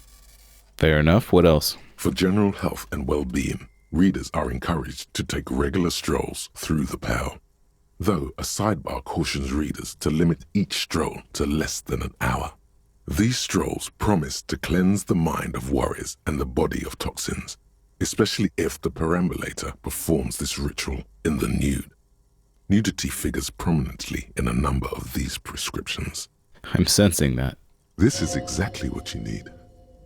Anything else of note? There's an entire section devoted to cures for men who are struggling to perform their marital obligations. Well, I certainly don't need that.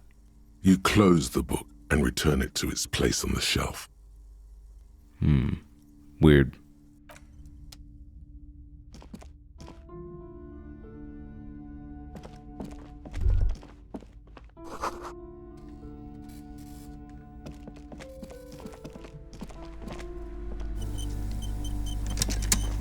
Welcome to Crime, Romance, and Biographies of Famous People. My name is Plaisance. Be welcome, and please take responsibility for the energy you bring into this space.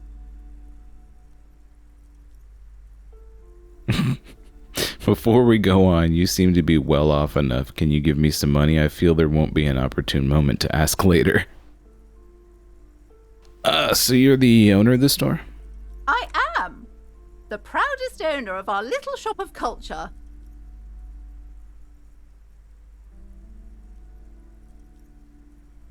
And your daughter is the one standing outside? Annette, yes, my daughter. I hope she wasn't slacking off again with her nose in science fiction. Tell me, was she at her post doing her job like a proper girl? Yes. Wonderful. Did you talk to her? Yes. Great. On a scale of 1 to 10, how compelled were you to buy books after talking with her?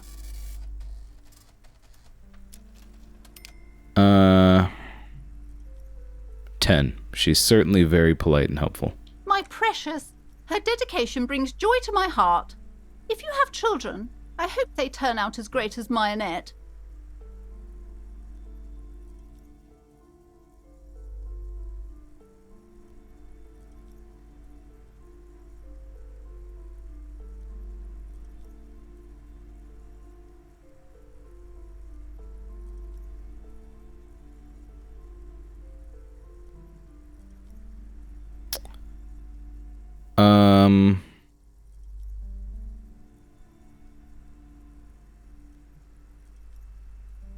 Let's change the subject. The woman before you scans the store, her shoulders rigid and tense. Every now and then, she nudges her glasses. Farewell for now, book peddler.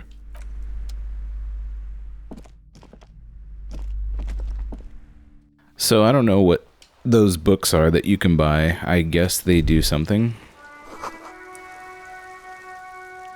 Maybe they teach you skills or something.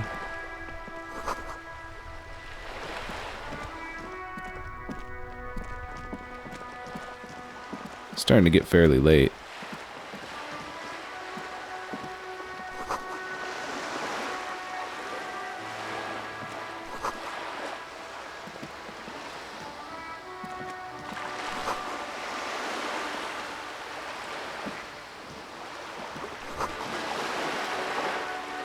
See. So that is actually something you can do to get money. You need a bag though. Whoa. What have we here? A bridge? A bridge with loose nails and rot-infested wood that creaks in the wind.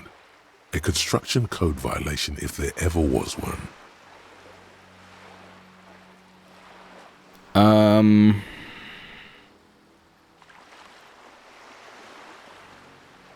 Kim, it looks like we've got a code violation here. True. They never cleaned up the war damage. The rest of Revachol looks better, though. But Lieutenant, think about the splinters. The bridge is fine enough. Locals use it all the time, after all. It's nothing to worry about. Shall we? Alright.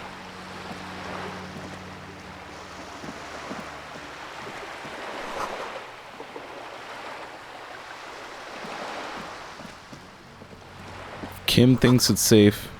That's good enough for me.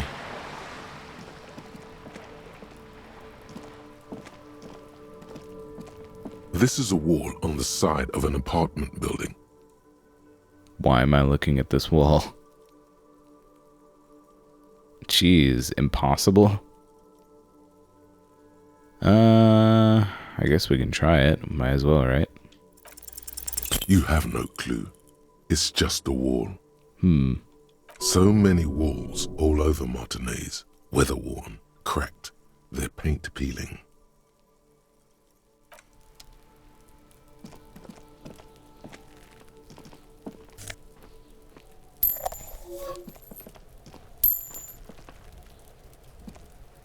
Are you trying to sneak up on me? Come to slit my throat in my sleep? Maybe. Logic error. She is not sleeping right now. Pig's come to take me out. Trying to snuff me out. Are you sleeping right now? Don't get fucking clever with me, pig. You think you're so clever.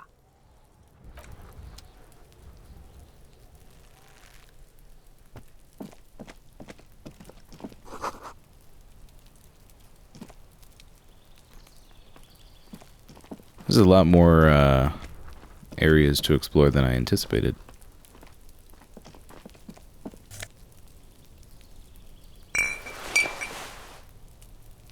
An orange bum hat.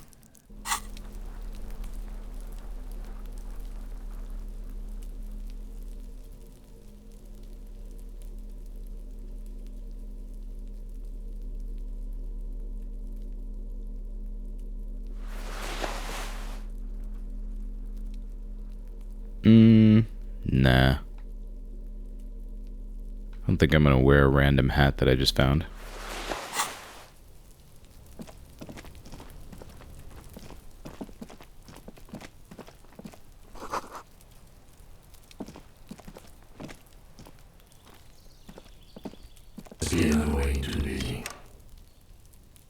Been a week and now they show up?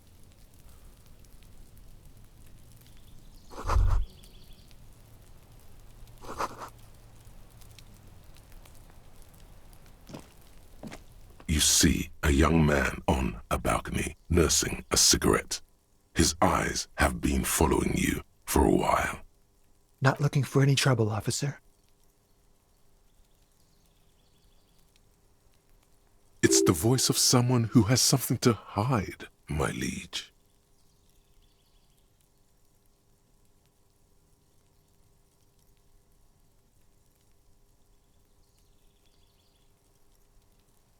No trouble for me, I just want to know what's going on here.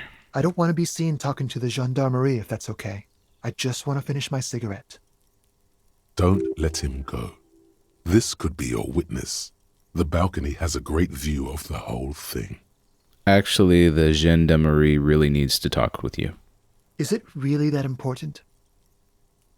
Like a nervous cat, he keeps stealing looks at the neighboring windows. All right, but make it quick. Once I finish this cigarette, I have to run. Name. My name? My name is Martin Martinez. That's got to be made up. That's definitely not his real name. Yeah. You're not actually called Martin Martinez, are you? No, of course not. Could you please lower your voice? Looks like you've got a good view of the Whirling's backyard. Can you tell me anything about the hanging? I'd even go so far as to say that the view is a little too good, my dear gendarme. Do you have an estimate of when the body will be taken away? Probably sometime after you tell me what you know. We will remove the body as soon as possible. Now tell us, where were you last Sunday? Oh. You already asked me that, didn't you? Wait, is someone else investigating the lynching?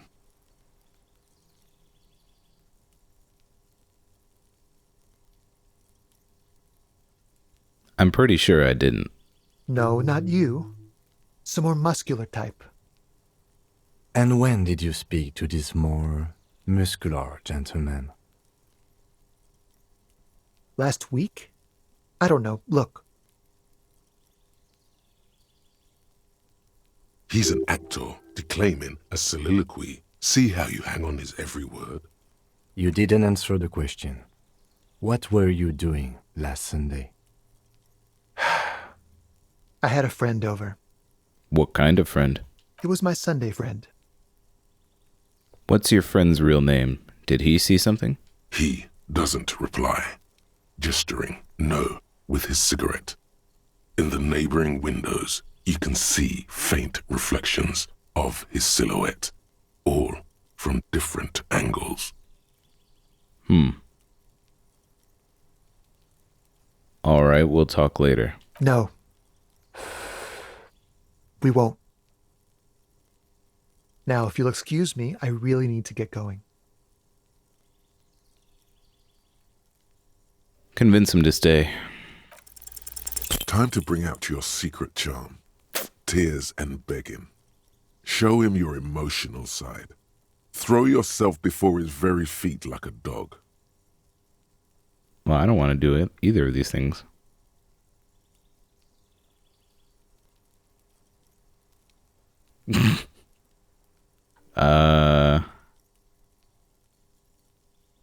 What do you want from me? Do you want me to cry, huh? No, for God's sake, I don't want you to cry. Listen, I really have to go. Good luck with the investigation. Oh.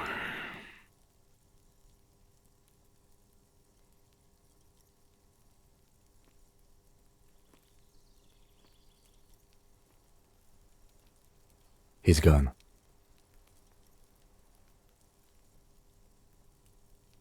We should run after him. No point in running. Tenements like these often have multiple exits. If he doesn't want to talk to us, then he'll know how to hide himself. So we just give up? He could be a witness. Him or his Sunday friend. Either way, we need to look into that muscular type who's asking about our case. There has to be a way of getting inside the building. Once we've found a way in, we can ask around for his apartment.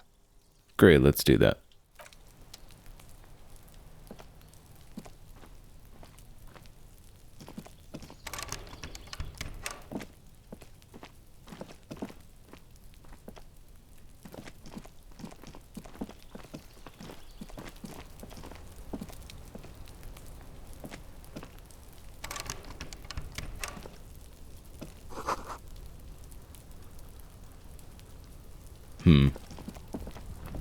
Maybe it's time we try making that leap.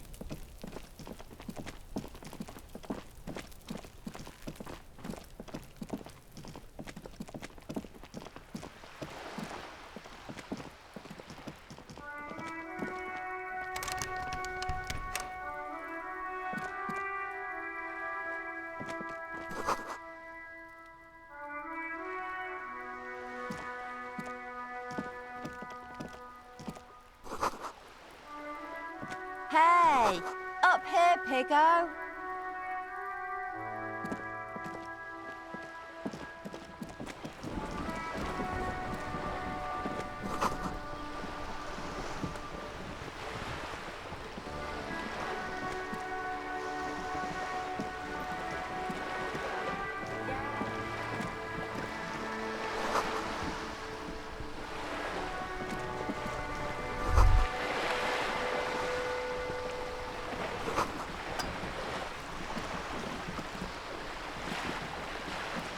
A striking woman leans against the cabin top of her sailing boat, smiling as you approach.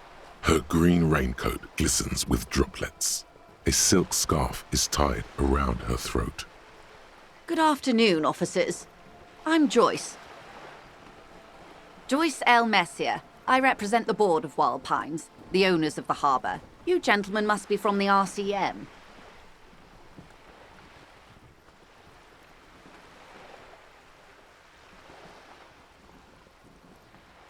Shake her hand. I'm glad to see you here. I was dispatched to handle a strike, not a lynching. Anything I can do to assist the RCM in this matter, I will, gladly. That is good to hear, madame. My colleague will take the lead on this interview. I should let you know that he is recovering from an unusual medical episode. Very unusual. But I can assure you of his ultimate competency. He's trying to signal something. He wants you to play up your condition. How interesting. I wish you a swift recovery. In the meanwhile, you have my full cooperation, and the full cooperation of the Wild Pines Group.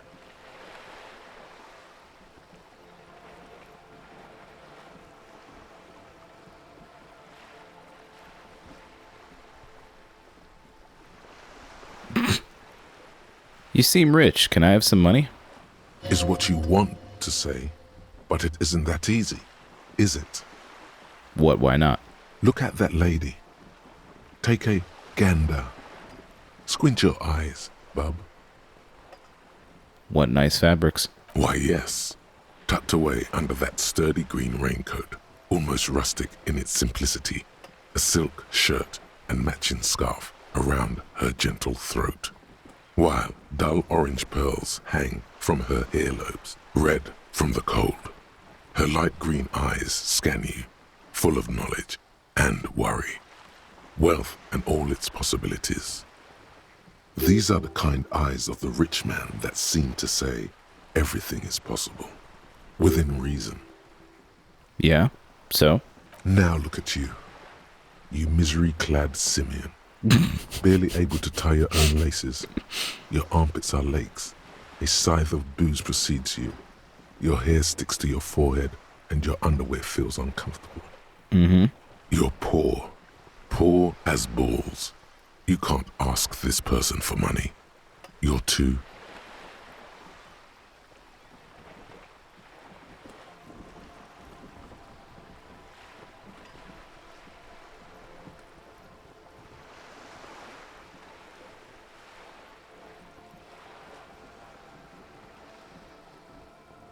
Ashamed? Yes. You're too ashamed to ask this person for money. Too scared to belittle yourself in her eyes. Those half-precious stones of Odinel. As I was saying, if there's any way I may be of assistance, please don't hesitate to ask.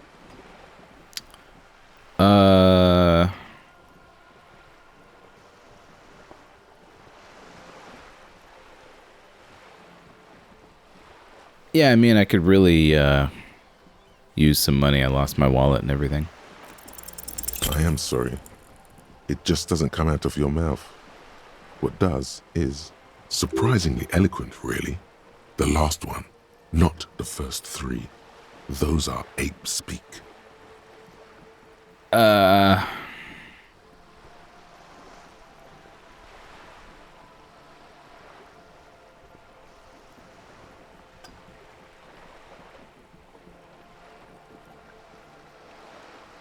I am the scum of the earth. My. Why'd you say that? I'm gunk. That's garbage. You're a police officer. No, I'm gunk. Shall we talk about something else, maybe?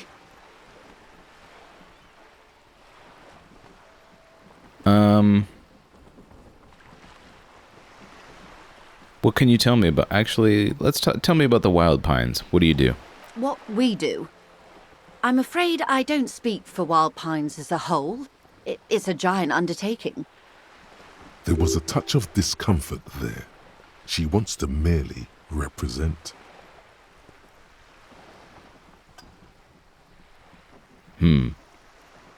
So what do they do?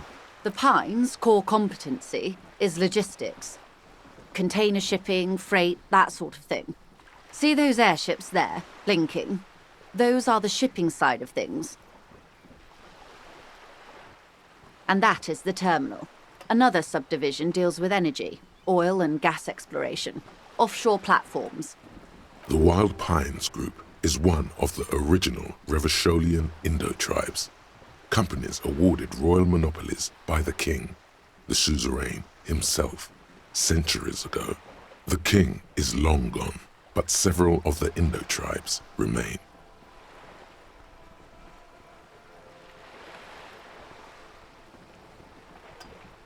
You're in good company, it seems. Why, thank you.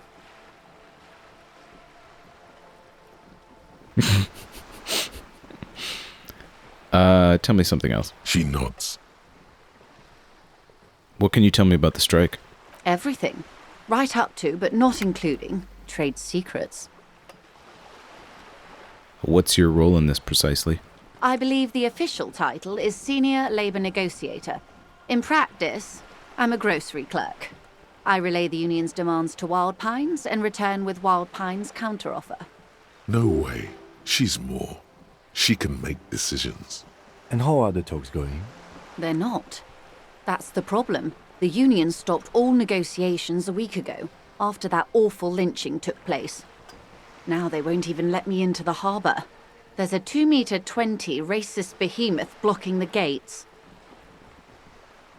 Oh, you mean Measurehead? Yes, Jean-Luc Measurehead.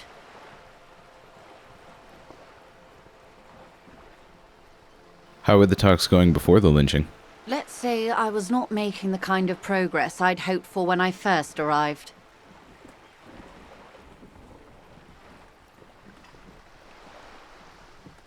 And when did you first arrive? I arrived 3 weeks ago. Yes, in the middle of February. The bay was still partially frozen then. I prefer to do these things on site, like the RCM. But the strike began in December. I wasn't the original negotiator here. I took over after Mr. Gaumont hit a wall with Mr. Clare, the union boss. Mr. Clare refused to speak with Gaumont despite concessions he'd granted the union in prior negotiations.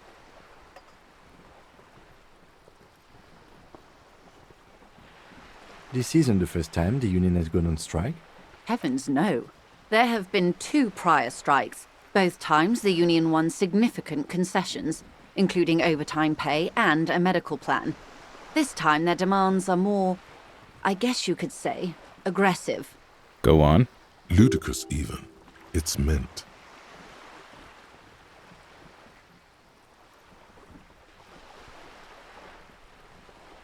What are their demands? There are leaflets everywhere, and banners. What did they say again? Oh yes. Every worker, a member of the board. Most of the workers probably don't know what that means.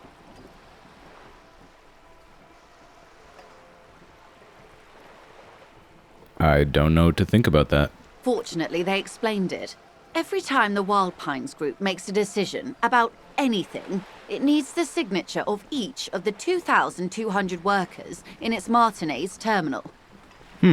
Just so you understand, this is but one of 22 terminals owned by Wild Pines.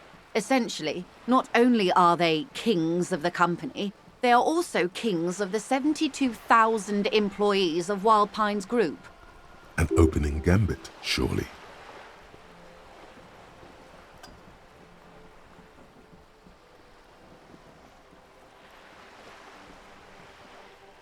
That's pretty funny, I have to admit. They're having a blast. But how can they afford it?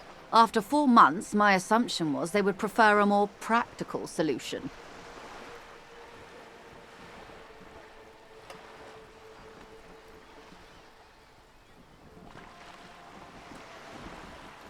Sounds like an opening gambit. So I hoped. But this type of opening is usually followed by a more reasonable offer. I've yet to hear one. Just the same nonsensical slogan repeated over and over again. And now, people are getting lynched, I hear. Behind the whirling in rags. A disastrous situation if there ever was one. Excuse me, from whom did you hear about this lynching? I first heard it from the bowyer at the gates. The one whose very name advertises his aversion to work. I think he said it was, "Call me mañana." No, wait. The chief negotiator heard it from a man at the gates. Surely the Wild Pines Group has more effective channels of information. After all, 2,200 people are on strike. This is a big deal for them. The scabs at the gate, did you put them there? The scabs? You mean the huddled masses of Jamrock, come to plead for work where the union refuses to? If they were organized by Wild Pines or its affiliates, then it would be a company secret. I could not share it with you. Not right now, at least. It's implied. She's open to discussing this matter with you at a later occasion. Tell me about Mr. Clare. Everard Clare is a man of the utmost integrity. If you can say one thing about him, it's that he always puts the interests of the workers first. She's being sarcastic. Don't take her performance literally.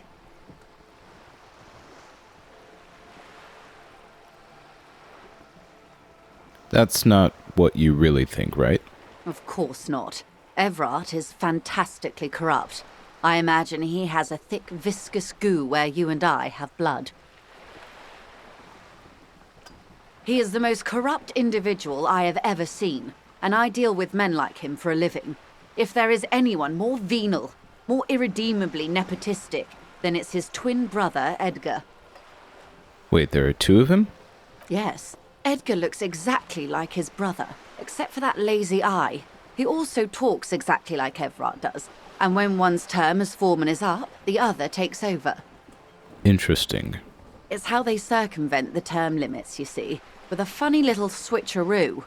While in office, they've embezzled God knows how much of their workers' dues. Huh. What about the union itself outside the Brothers Clare? The Débardeurs Union was once a perfectly normal institution. 20 years ago, anyway. It must not have been easy to establish under the Emergency Act, but they did it. I can respect that. Organised labour at its best, as they say. Then something happened in the local chapter elections. The Brothers Clare came and transformed it into a... how do you say? A mob. The Débardeurs are a crime syndicate. Sad as it may be, I suspect we'll be forced to cooperate with them. Refreshingly honest, officer. The company has tried appeasing in the past, but I'm afraid our concessions have only emboldened Everard and his brother. And your opinion, Detective, if I may ask? I'm a curious and talkative person, you see. Would you say the Débardeurs Union is...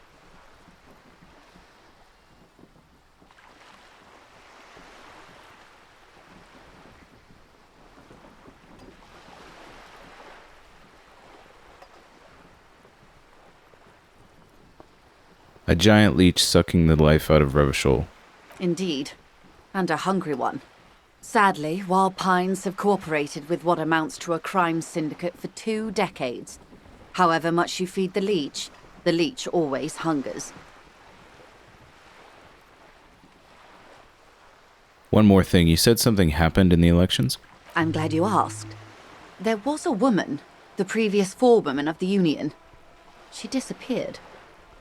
Disappeared? Yes. On the last day of the local chapter elections, her daughter phoned in and said she wasn't running anymore. Or coming to work. Ever. End of story. Some kind of extortion, probably. Indeed. The company suspects foul play, but there's nothing they could do. It was a union matter. The point of the presentation is, these kinds of things happen around the Clares. Watch out when you're dealing with him. Thank you for your concern, ma'am. We'll be just fine. Let's change the topic. Of course. How else can I help? What can you tell me about the lynching? Quite a few things, I'm afraid. The information I'm to share with you includes sensitive trade secrets. For the sake of my employer, I have to ask for your names and badge numbers.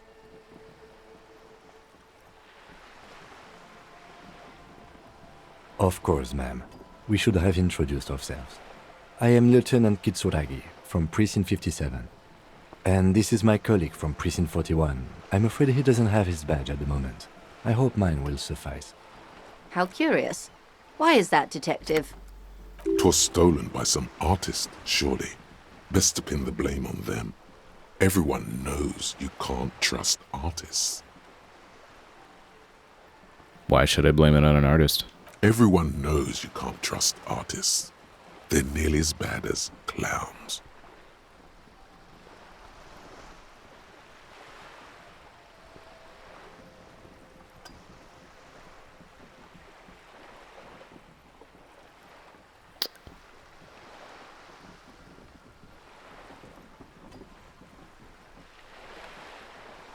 Remember when my partner told you I'd recently suffered from an unusual medical episode? My lost badge is related to it. I see. So, are you saying you lost your badge during the course of this episode?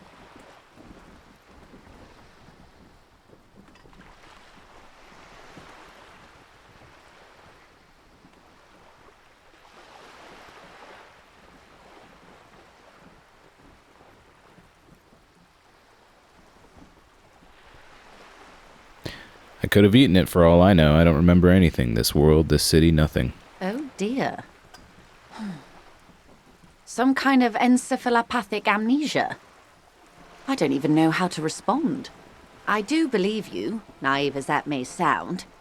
I simply can't imagine what you gain by faking such a condition. Verily. As I said, ma'am, his technique may be very unconventional, but he is an officer of the RCM. Of course, I sympathize, but I'm afraid I simply can't share anything more until I've seen that badge. She's a professional negotiator. She should be open to some sort of mutually beneficial arrangement.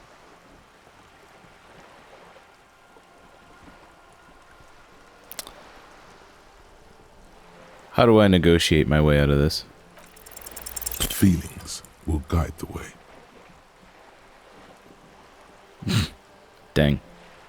I assure you, it is no small matter for me either. We all share the responsibility for disarming this situation. I hope you have a badge for me as soon as possible.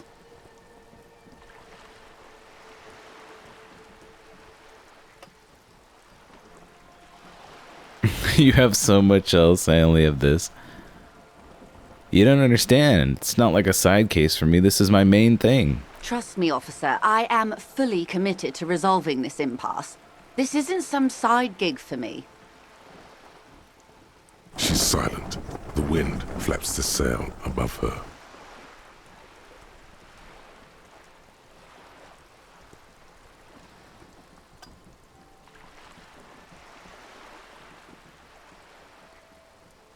This boat, for example, and a home somewhere. I only have this case. Officer.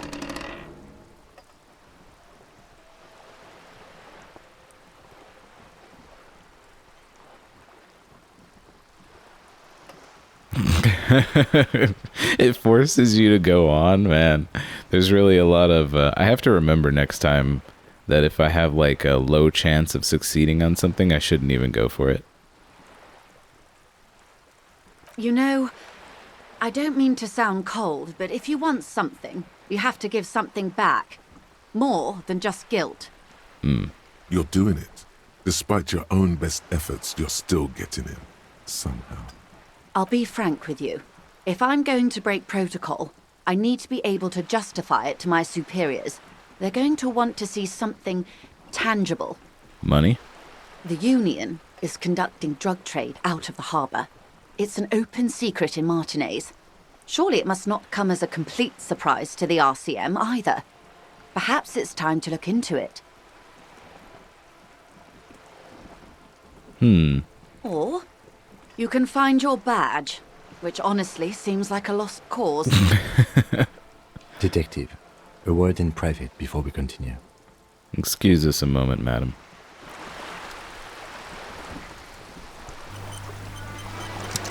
This is not going quite as I hoped it would, Detective. How did you hope it would go? Honestly, I was expecting you to use your unorthodox technique to keep her off balance, and not volunteer us to be her henchman. Oh, well, yeah, I suppose you're right. This woman is running circles around us. She might have known about your misplaced badge all along, or she's simply an adept improviser. Either way, we've played straight into her hands. Maybe this is all her plan. She might have heard about you.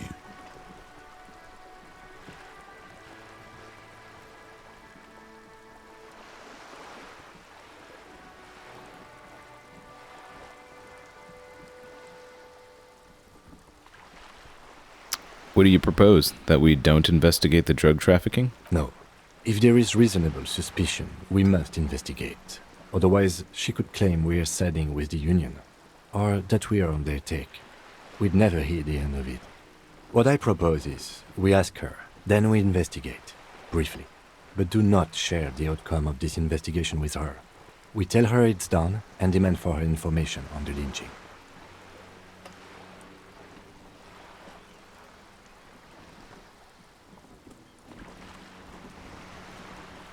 We could just, find my badge. Oh, that would be fantastic, but do we have the time? The world is large, and your badge is 8 by 6 centimeters. The situation might have changed drastically by the time you locate it. Time is of the essence. You could request a new one from your station, but that would literally take months. The company must have more ears on the ground. She could have known about my condition. I wouldn't go that far. Her reaction did come off as sincere to me. I think she's just quick to adapt. She's a professional, after all. Let's get back to her then. You're back. Good. What can I help you with?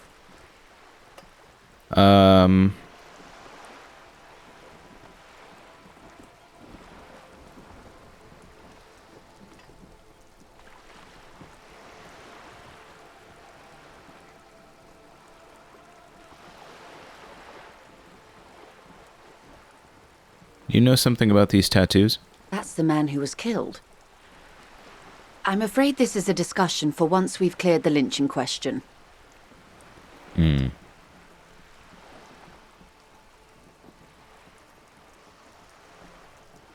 Fine, let's return to it later. Better not tie the forestay to the backstay on this. I hope there is something else I can help you with. Tell me about this alleged drug trafficking. It's quite straightforward. Someone is using Terminal B to smuggle raw ingredients from the Samaran Isola into Revachol with the Union's blessing. Wild Pines has suspected it for years.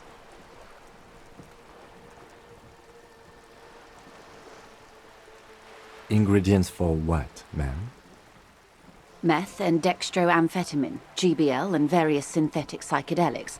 Honestly, it might be quicker to say what you can't make from the stuff.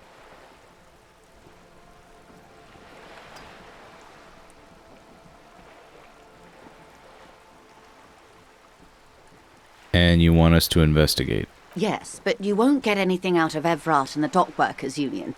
Still, every chain has its weak link. The handoff. The motor lorries at the roundabout.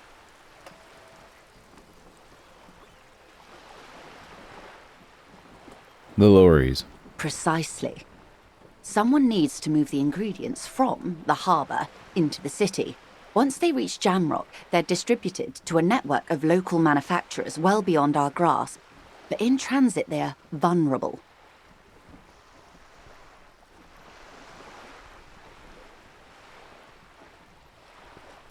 How convenient that they're stranded like beached whales at that roundabout. Perhaps you've noticed that a number of lorries are tangled in a traffic jam at the roundabout just now. Interview the drivers who are still hanging about. One of them might be waiting for a crucial shipment. I'll be explicit. If you find this driver, I will share company secrets with you. Uncovering Union secrets could also give you an upper hand when dealing with them. Why didn't you come to the RCM earlier? We did. On more than one occasion. Apparently, there's some sort of inter-precinct disagreement about whose jurisdiction this area falls under. We know the company has launched its own probe into the Union's alleged involvement. We also know it's come up empty. It's not just the RCM. No one's been able to find any hard evidence. Well, here's your chance, officers.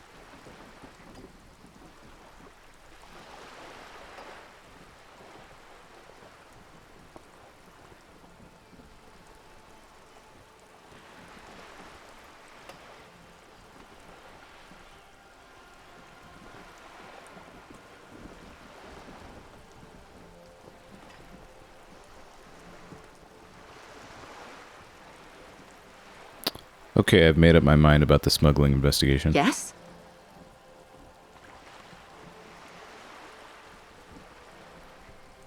We'll take the case and probe the drivers, see what it yields.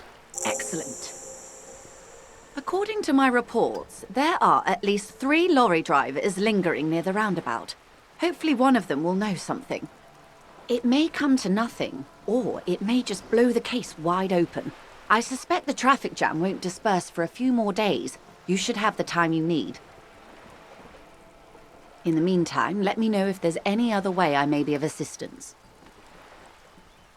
That's all for now. Of course, Detective. Take care. So I can repair my morale. Yes. Let's see something here.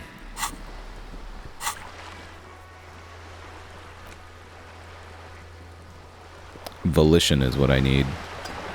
Yeah, I think I was gonna upgrade that a while ago.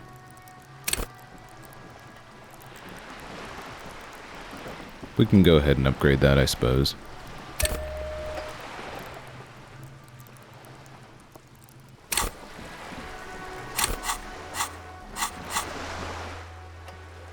So I could try it again now. You're back. Good. What can I help you with?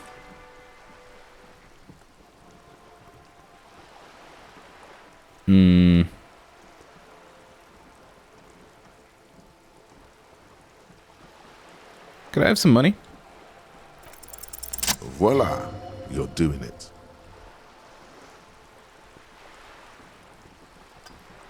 You seem rich. Can I have some money? Why, yes, I am rich. How much money do you need? Hopefully not too much. I couldn't bring all of it with me. She's surprisingly nonchalant about this. If anything, your finally asking it has relieved some of the tension. I need 130 real. That's a good sum. Not too small, not fantastically large.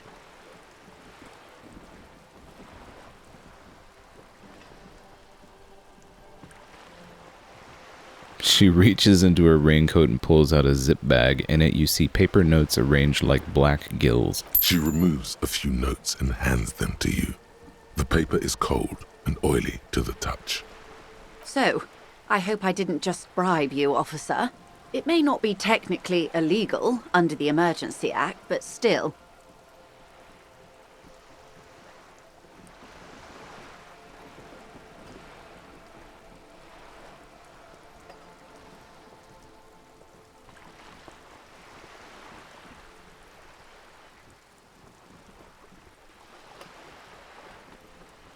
I'm an honorable policeman, one of the few good men in Revachol. I mean, I don't really like any of these options.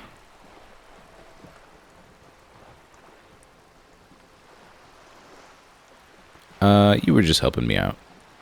You're right, ma'am, that donations are permitted under the Emergency Act, unseemly as it may be, as long as they are properly logged with the precinct. Which he most certainly will do. Now, how else can I help the RCM today, besides supplementing its salaries? That'll be all for now.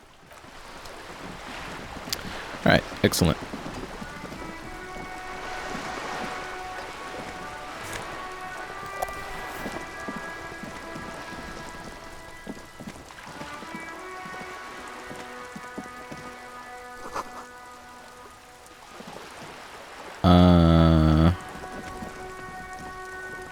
A sturdy metal door guards the southwest entrance to the apartment building. It's locked. This could be a way into the apartment building the smoking man vanished into. The door rattles against your knuckles, but there's no response. Keep going. The door rattles again, but this time you hear an elderly woman's voice calling out from inside. Stop banging on the door! I'm not letting any more strangers inside. Police, open the door. Ha! The police? Everyone knows the police don't come round here. I need to talk to a young man in this building. No, I already told you. I won't be responsible for any more strangers getting into the building. Go check the backyard door. Maybe someone there will. Backyard door? With the smoker? You already were there. Didn't work. Indeed.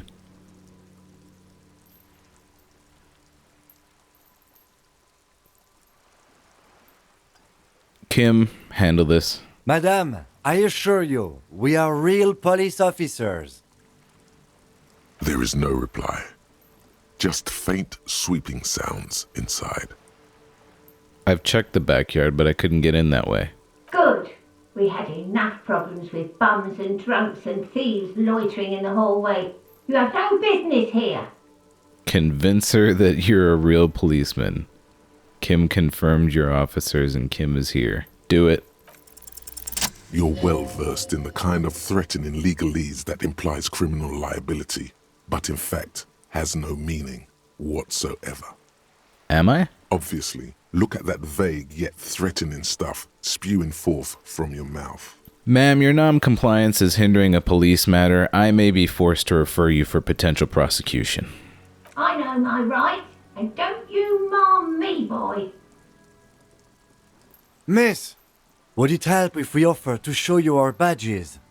Ah, it's like a carrot to the stick, sort of. Hold your horses. I don't care about your stinking badge. Just come in. Easy. Alright, I want to go pay Gart first, while I've got the money in my hand.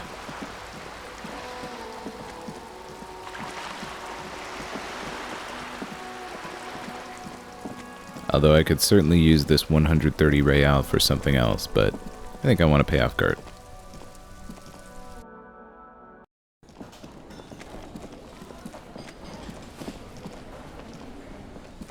Can I help you? About the money I owe. Yes. Have you got it? I have it. Well?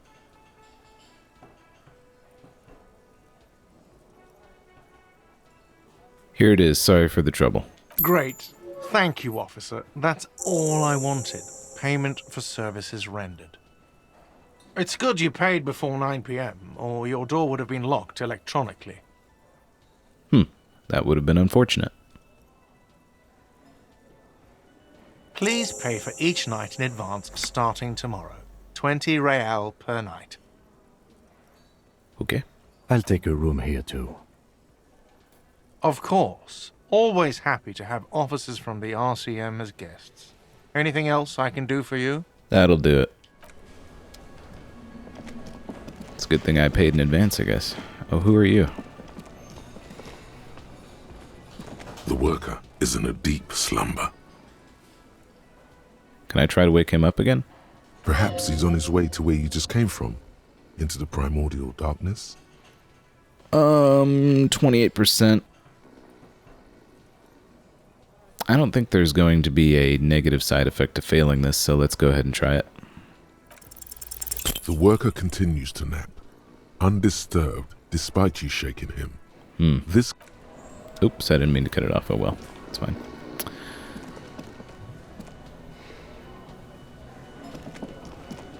Alright, let's go into that building. Can you... Why can't I not open the door here?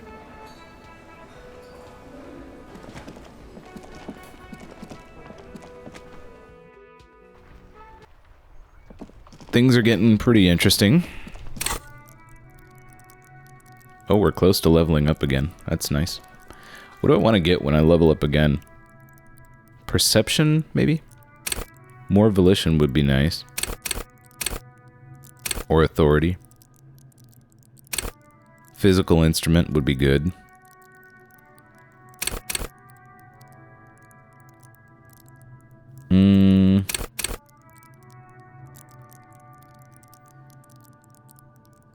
Yeah, I feel like perception, probably. I'm a pretty perceptive person in real life.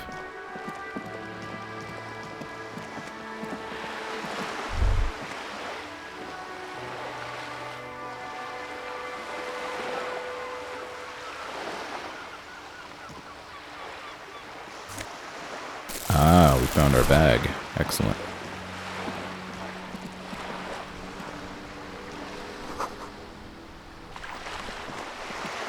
So, that's how you can get some money, I guess.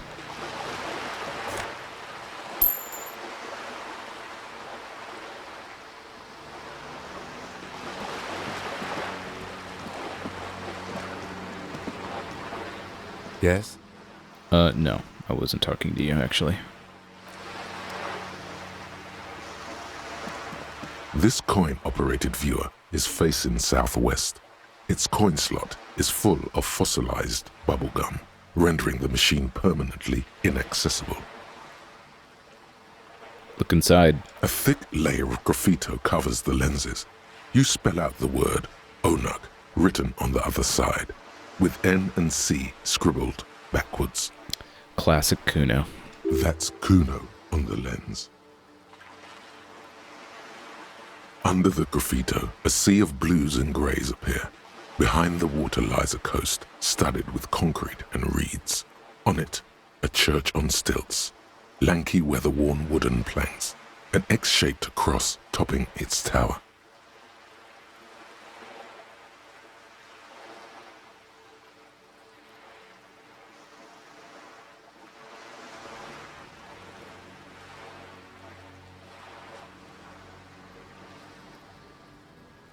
You know this to be the star of Periconesus, or the Cairo, the central symbol of the Periconesian church, a star, a great moral height to be strived towards.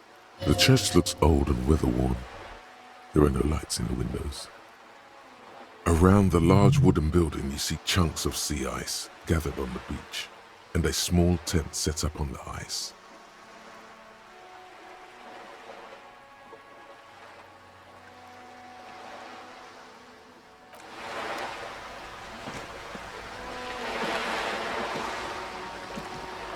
This coin-operated viewer is facing south. The instruction manual says to insert 25 centimes and pull the handle while looking inside. Then use the focus knob to zoom in if necessary. Why place a tourist attraction in the middle of such poverty? Your money disappears into the coin slot, a clunk, the ring of metal. The curtains on the display open. You lean in to catch the view. It's blurry, different blues and greens. In the middle of the shimmer stands a drab grey shape, like a ghost. The lenses shift.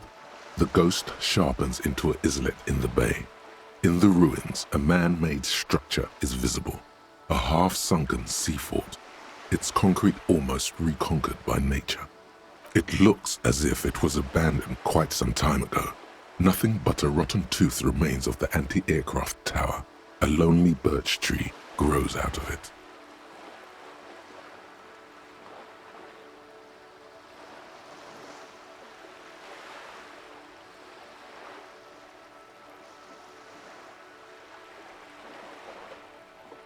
There are ruins of some kind of building there. Really? I don't have the eyesight to make it out.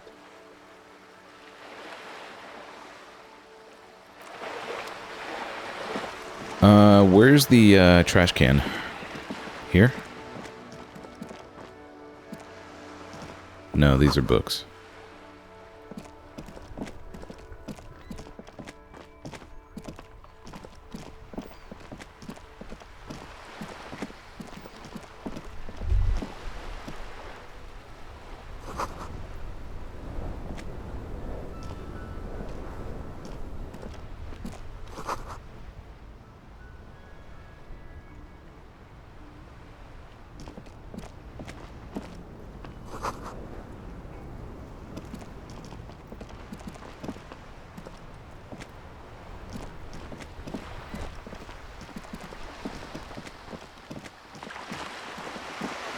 Where was that trash can? I thought it was here, but I can't look at it again. So I needed to have the bag before I analyzed it. Or is it up here?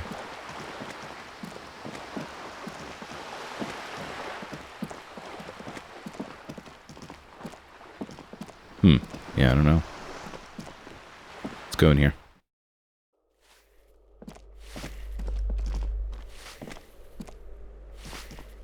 Give me a moment. The cold never does any good for my bronchitis.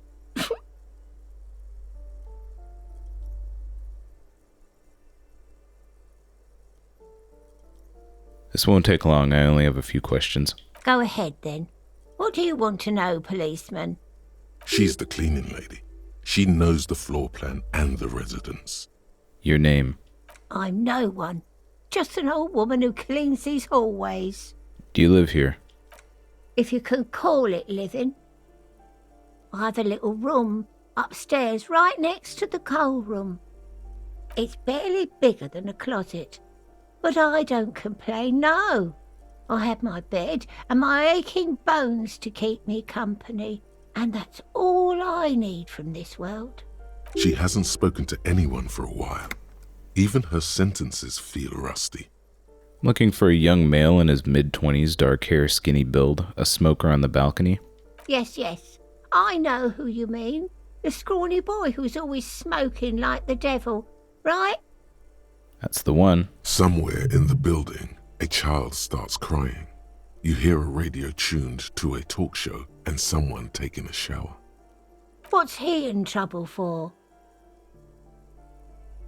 No trouble. Just wanted to talk to him. You know where he lives?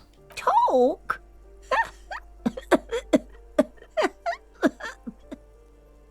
What was so funny about that? He lives upstairs in room 28. Go to the balcony. It's one of those doors there. He's usually home in the evening. Thank you. We should go check out his apartment on the balcony. See if he's home. Peace out.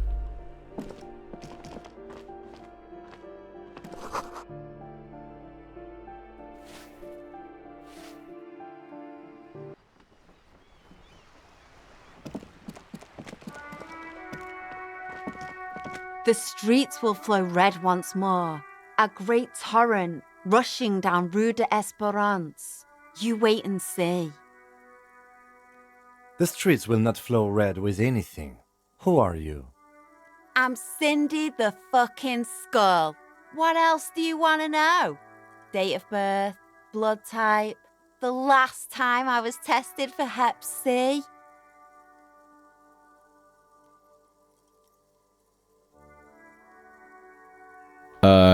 Just answer some questions, okay? Ask away, pigman, but I don't promise to answer. A brush? An artist? The red splatter is urban expressionism. That smell coming from her paint bucket, it's not paint, it's heavy fuel oil. Red dyed She's heavy cleaning her? fuel oil is only used in government vehicles, or at least that's the idea. Oh.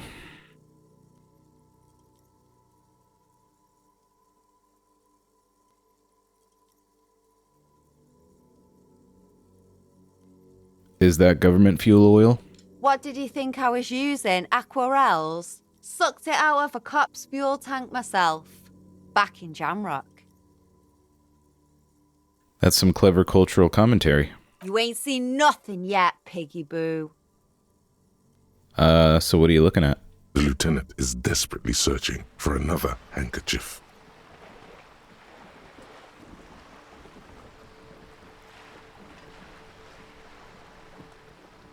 Hatred, disgust.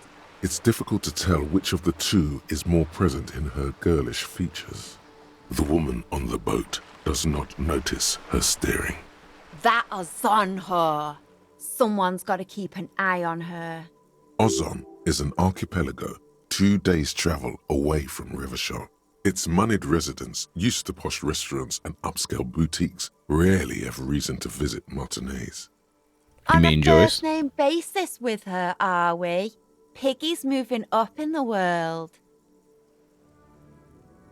Yeah, I don't like her either. Pig's not half as dumb as he looks.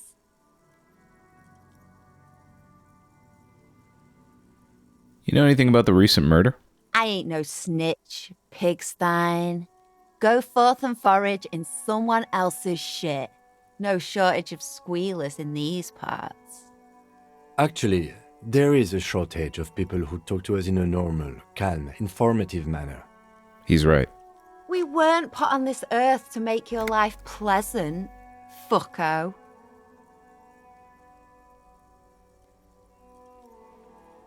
So you won't talk about the murder, but maybe you can tell us something about the murder victim's missing armor? What do I care about some fucking tin eggshells? Isn't armor art? Art for the body? Ugh, alright, sad piggy. I'll give you this one. I saw a little girl in the fishing village running around with military-grade handwear. Look cute as hell. If you haven't been there, the village is a shithole down the coast from the main plaza. Have a good time! Got it. Piggy, I have no idea why I just told you that. You look like a shaggy dog left in the rain for too long. I have a weakness for animals. Catch you later, Cindy. Watch your back, ungulate. You've got eyes on you. Bring it. Alright. Let's go up. See what this is.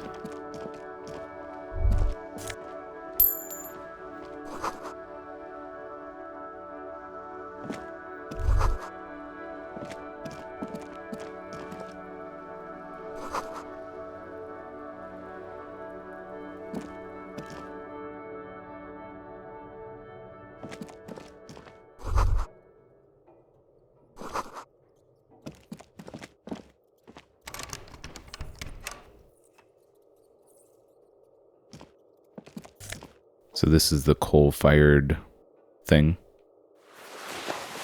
Poor Loam Laboratory what?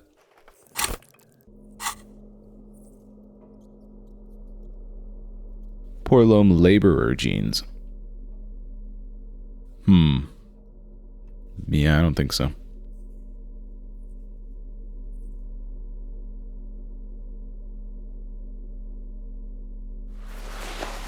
I do like this more, but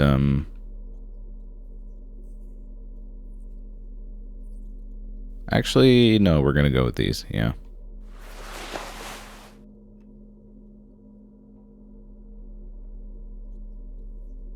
Reaction speed minus. Yeah, we're gonna go with these for sure. The pockets of these new jeans are perfect for sticking your hand into. Makes you look cool, calm, and collected. As your hand enters the pocket, your fingers brush against something, soft, yet crinkly. Money? Hey, it's a chewing gum wrapper. It reminds you of the fruity juice of apricots. You should inspect it closer if you have time. Something about the wrapper's texture is familiar. By the way, the raw materials were most likely exported from Seaguy, the apricot suzerainty, and processed in sur-le-clay into the apricot-flavored chewing gum loved by kids of today and yesterday. Something about it is familiar, and not only to your fingers. Interesting.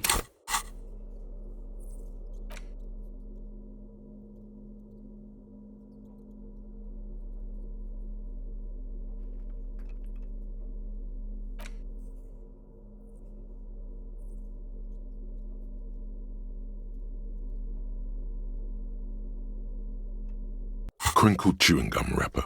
The worn label reads, Tutti Frutti. It smells faintly of apricots with a barely noticeable twinge of cinnamon. You feel compelled to point out that there's nothing fruity about cinnamon. It's a spice derived from tree bark.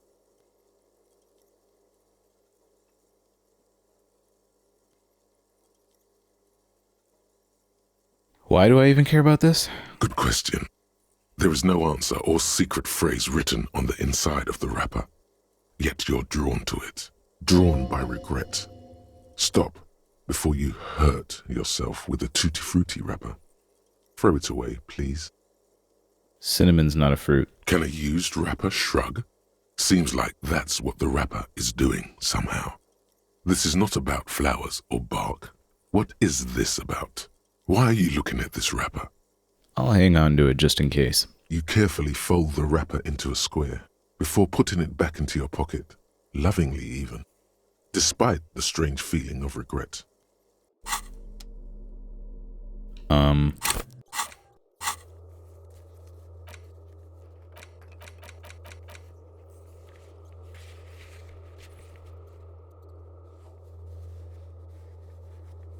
As long as you don't have a free place to stay. Interesting.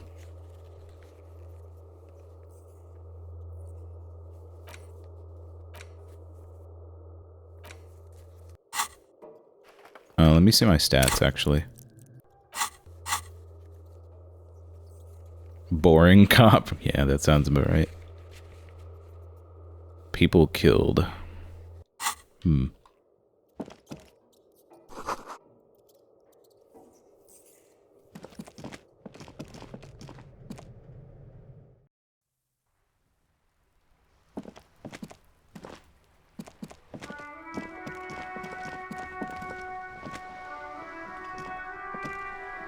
Apartment number 28, was it?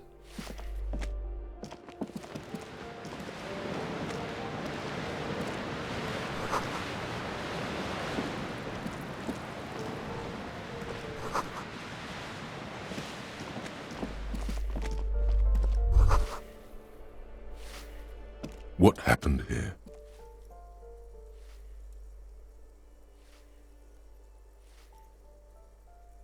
You can't foreclose on an apartment with a hole in the wall. It will still be accessible through the apartment next to it. That one didn't have a door. Sadly, nothing of great value remains here.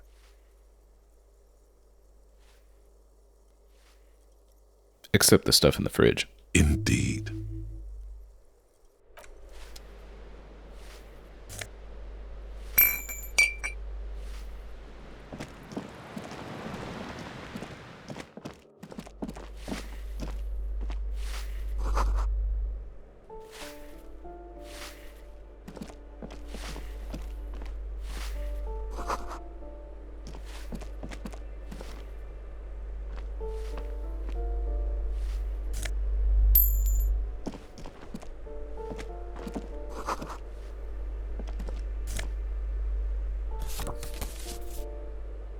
Boogie Street 46.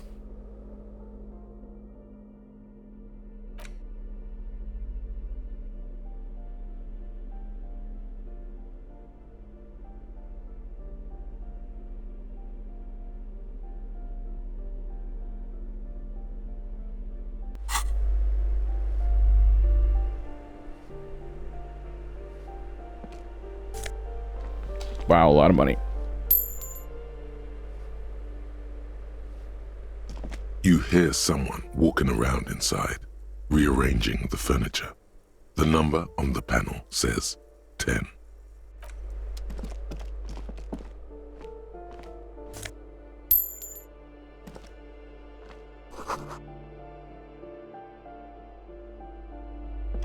This door has been closed with a padlock.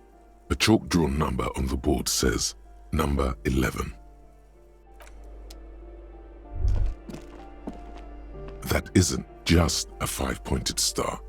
It's an inverted white pentagram cradled in a wreath of antlers, the iconography of communism, in other words.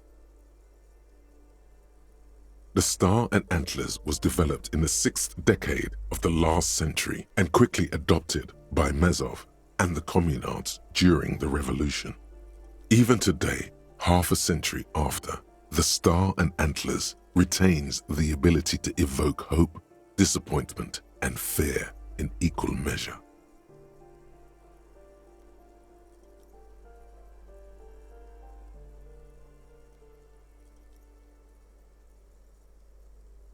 To symbolize the toppling of the old order. Also, some social democrats were already using it. Because white is the color of peace. The wreath of antlers represents a natural crown. It was about building a society that could exist in accord with the natural world, and at the same time above it.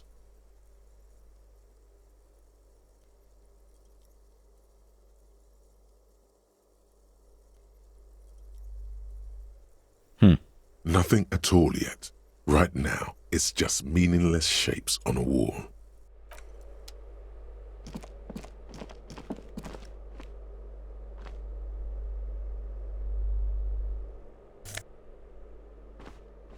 Glasses. Now we're talking.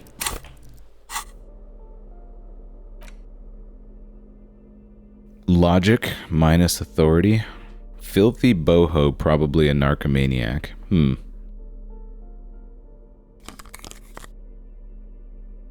Yeah, I'm not a fan of circular glasses, to be honest.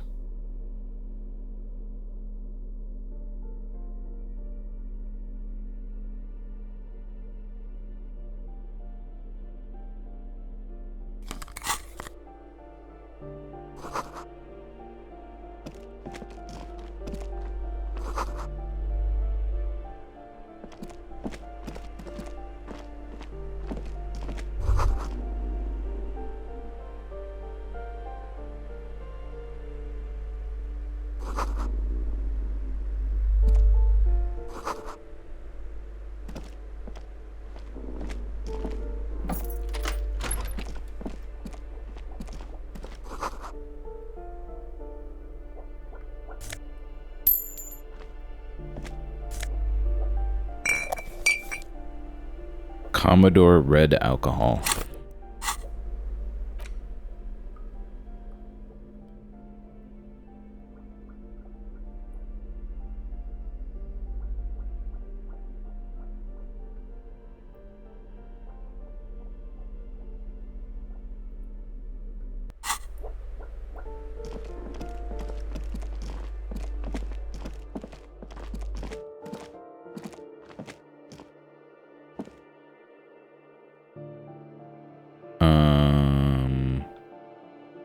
So is this going to be unlocked now?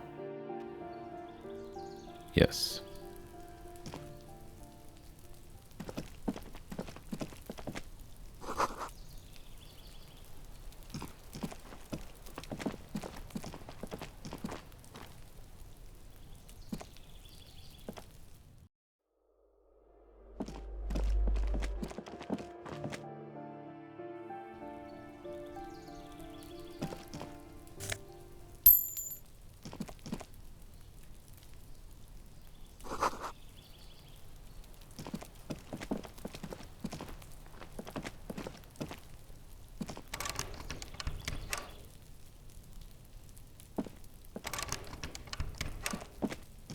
Wonder where my badge is.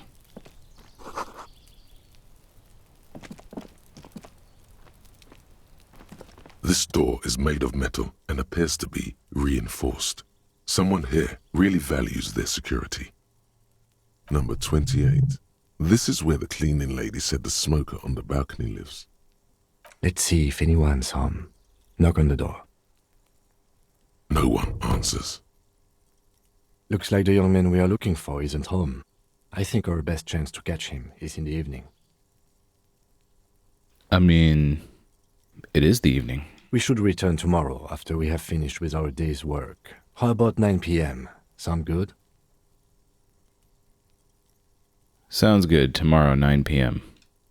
Tomorrow, 9 p.m., right here. Apartment number 28. Good, let's go. Remember, tomorrow, he's probably gone for today.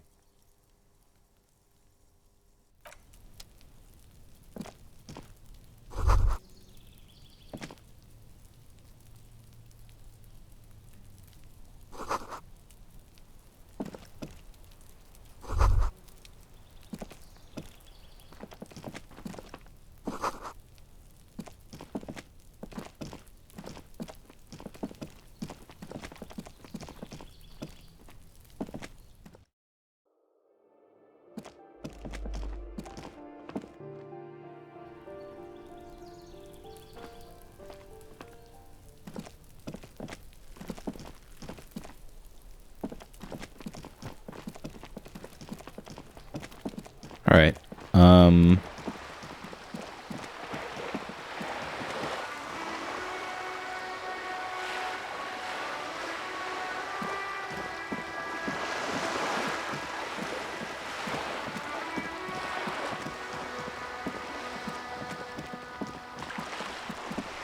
Maybe the reason I can't inspect the trash can is because somebody else already took the cans out of it. Have you no shame? Whining about your back every time you bring out the measuring tape. René, you're a man with a fork in a world of soup. Please, let's just try to enjoy the game, all right?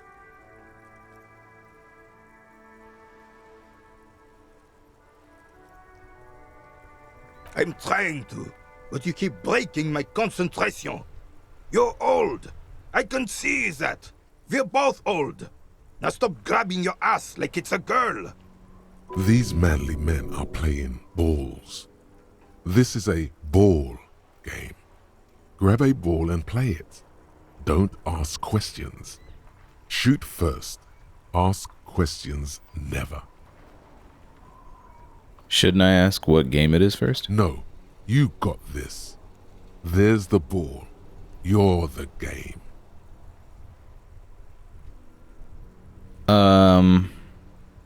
Acting without hesitation.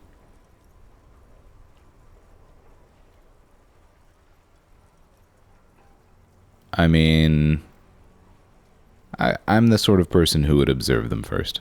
See? Your munching and complaining have ruined my concentration. Ah, mon Dieu. The pain in my back is unbearable. I can't even say if it's in my back or hip anymore. Feels like it's in both. I hope you pass out from it, you goddamn jellyfish. Men like you are the reason this nation is sinking. Trying to throw something as close to a predetermined point as possible. Measuring. This must be the age-old game of petanque. Shush. Ignore them. They don't know what they're doing. They're old. You are letting down yourself and the team. Get in the damn game already. I'm on it, coach. Eyes on the ball, Dinky Winky. No, the game is petanque. A moment of your time, fellows. Sure, officer.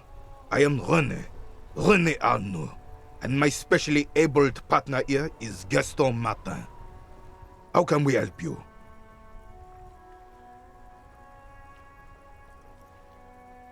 You know anything about the hanged man in the backyard of the Whirling in Rags? Unfortunately, I don't. Unlike most of the locals, I have no qualms about assisting law enforcement, but this affair has passed me by completely. And most of the locals? In Martinez, the union is the law, so can you really blame them? But you don't have a problem with the cops. Cop is a pejorative term. I don't have a problem with policemen. On the contrary, I admire the effort to bring order to our streets. He doesn't know about the crime. Your time is better spent discussing politics.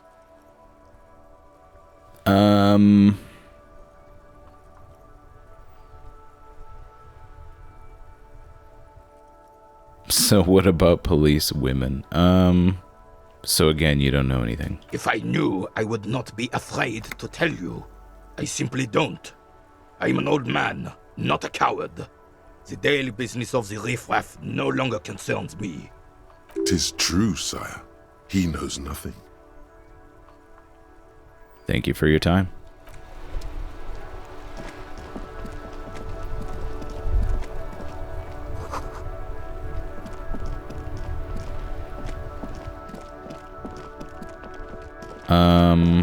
Didn't I already examine this? Am I more observant now? The tracks are as they have ever been. A bit more worn, perhaps. Fortunately, the street sweeper still hasn't noticed their presence. Yeah.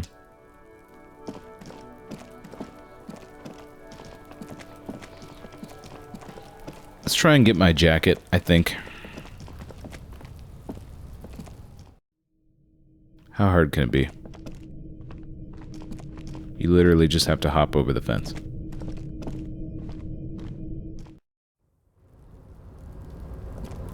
That's something I would definitely try to do. Get up there, dude. Thank you.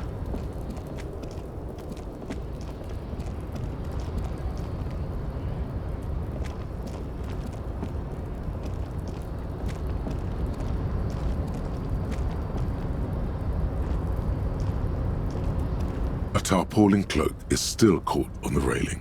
No one has claimed it for their own.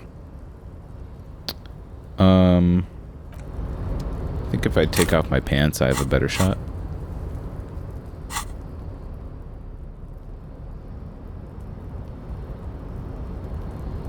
Take these off.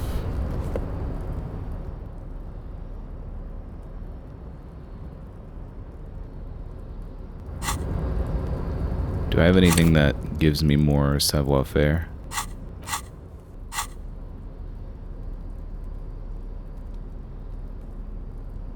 No. A tarpaulin cloak is still caught on the railing. No one has claimed it for their own. Let's go for it.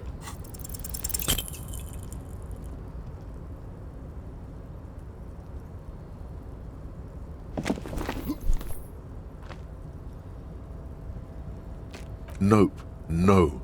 That's still too high. What were you thinking? You're not a gymnast. You're a boxer. And you've climbed way too high up here. I mean, it doesn't seem that tough. Sure. Just be careful, okay? Looks like you almost strained a muscle there.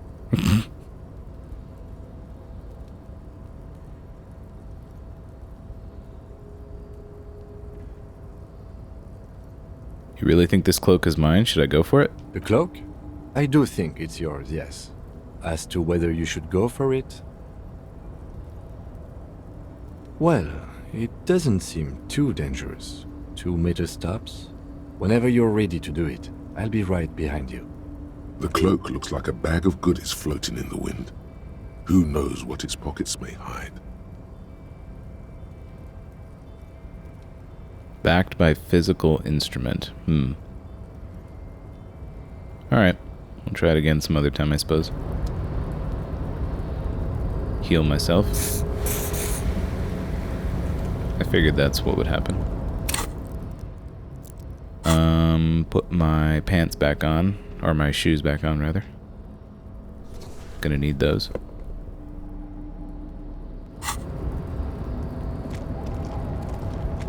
Really want that jacket.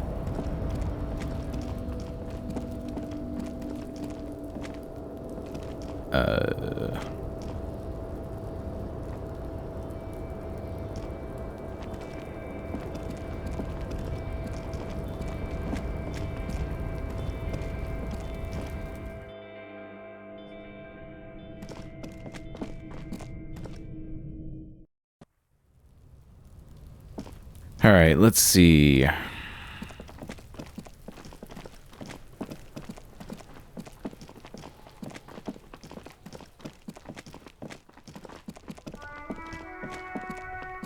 Was there something else I could do in here? Like, it seems like I can get to the roof of this place.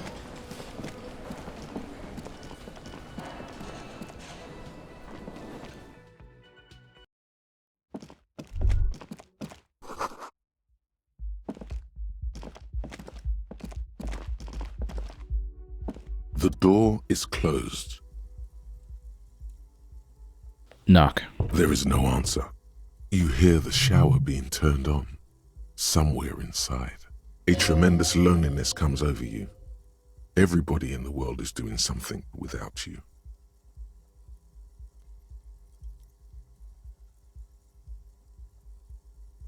Swallow the emotion. The door is closed.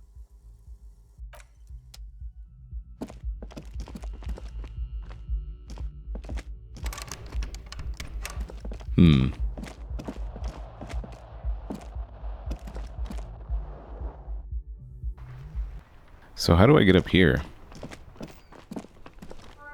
I guess I need to be able to open that door. That's how you get in there. Or out there. Let's take another look around my apartment. Oh, I'm more perceptive now. There's something here.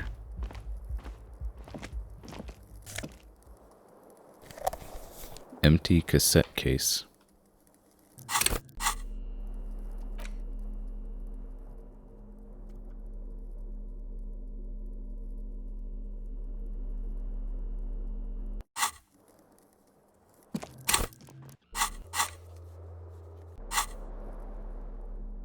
So you can sell the things you have somehow.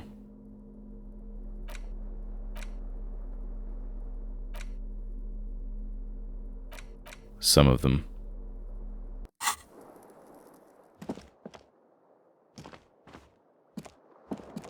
The bed is cold and not particularly inviting, but it's yours.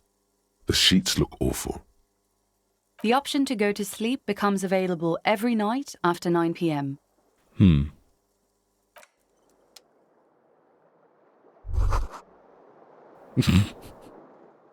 Kim also tries not to look at the pile of taped viscera on the carpet, or the weird suitcase on the hat rack, or the potted plant dying in the corner. But it's all just too morbid to ignore.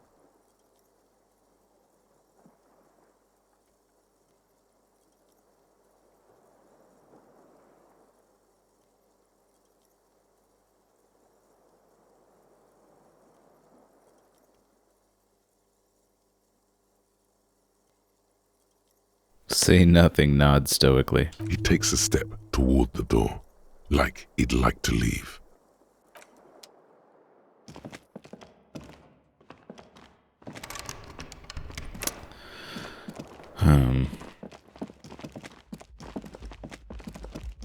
So I guess you have to get a key or something.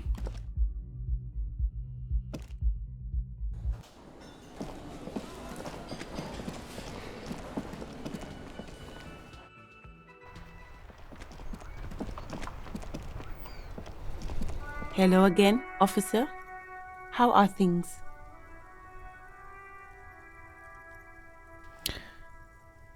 I've investigated the body. Shouldn't be long till we can get it down. Oh, okay. Thanks for keeping me in the know, sir. Later. Skills. Do we want perception or do we want something else? I think we want some physical instrument.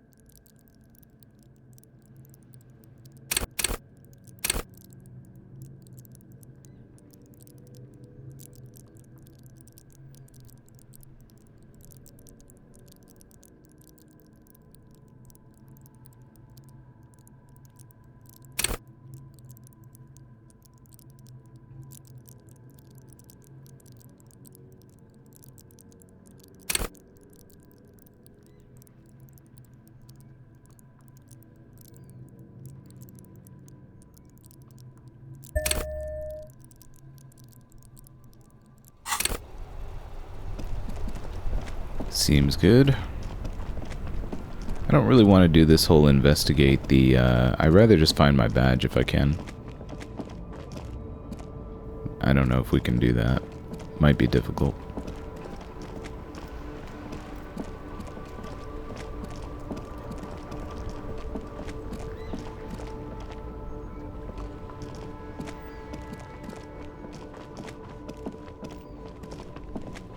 There are clothes inside.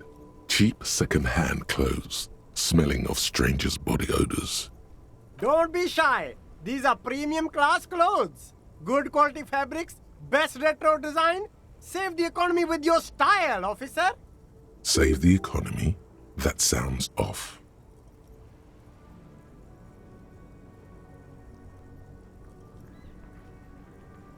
Browse through the box. You find your hands deep in tattered and faded garments made from weird polyester blends that make your body itch and sweat in all the wrong places. Economical, but also trendy. Look first-hand, buy second-hand. Keep the economy moving. Find something worth salvaging from that pile of rags. Something cold grazes your hand. Synthetic and sleek. A windbreaker. Ooh. Surf, it says, but also wind, summer, 100% waterproof, and sport. All in different typefaces. I do like windbreakers. Good choice, officer. Mega sporty. And it's only $4.50 for you, sir.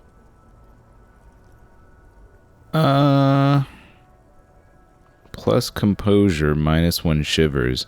Sounds good. I'll take it. Gotta prepare for springtime, right?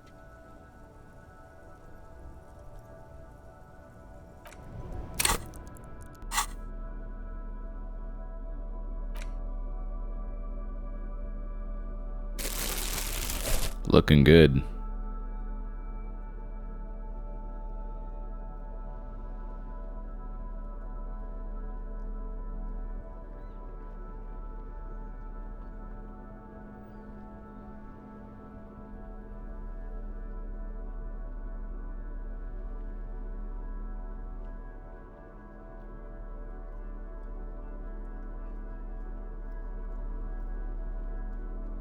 -1 suggestion.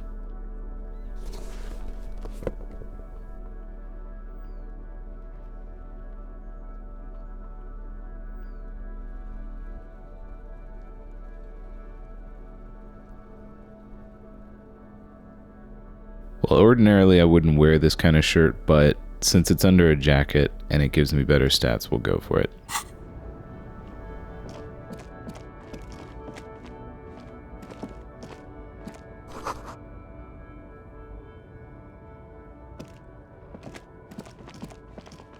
Actually, let's see.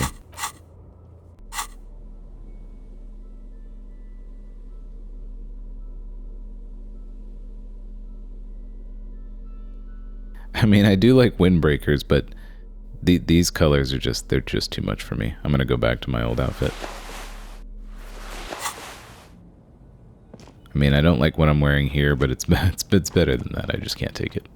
It's too much for me. Get the thing. God, it's so hard to click it.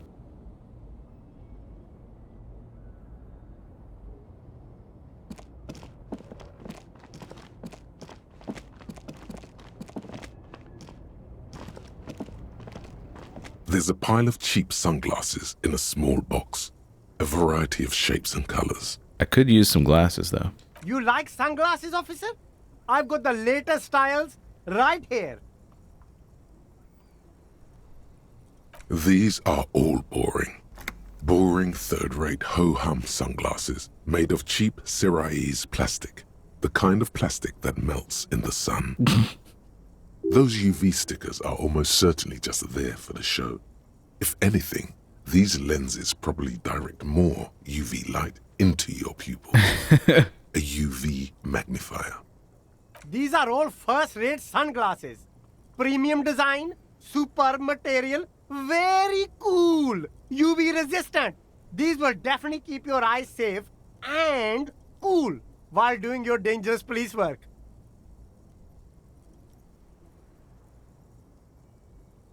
Try again, maybe you can find some interesting sunglasses in the box.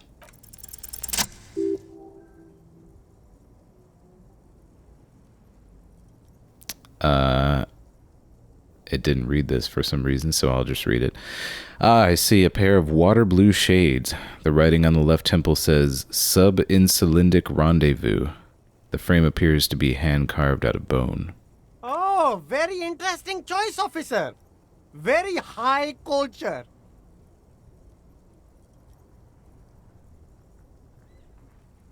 This is how a sea monster sees the world. You've become a sea monster. Giant, hidden, and strangely tender at heart. All is blue. Yes, but they also make your soul quiver like jello. So deep. Wow, officer. You look so cool. And they can be yours for a mere 3 real. My regular customers have passed them all up because they've got no taste. But you found them. Kim, what about these? The lieutenant tilts his head and steps back, eyes narrowed in a thorough examination. It's a case to him. You look like a musician. Like a blind musician. But you could do worse. Take them if you want.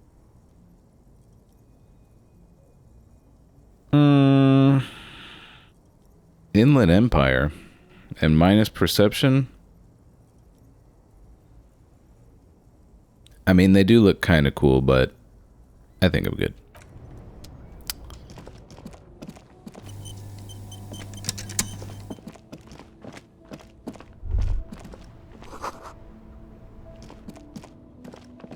Yeah, I would like some sunglasses or some sort of glasses eventually, but those ain't it. We got some gloves. It's cool. Electrochemistry. I think my current gloves are probably better.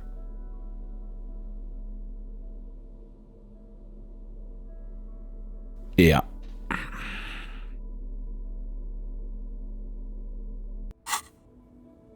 Much rather be wearing these kind of gloves when touching all the nasty stuff in this city.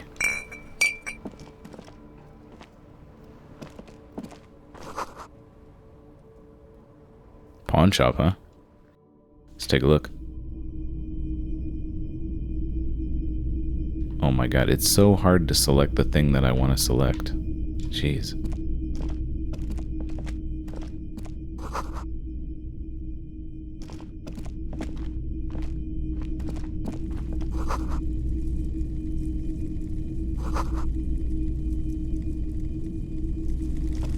You see rows of toy soldiers guarding the rest of the trinkets displayed on the table.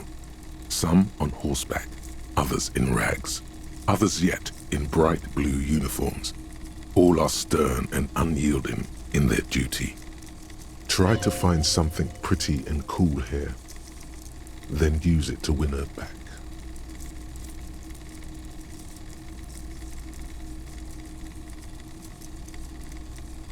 Win her back? Yes. Buy something nice. A figurine.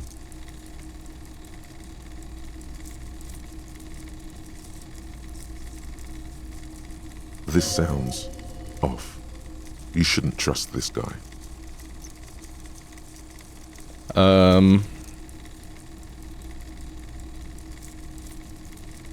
Dig up a truly cool figurine in the box under the table. Why? What's this? A headless man riding a horse?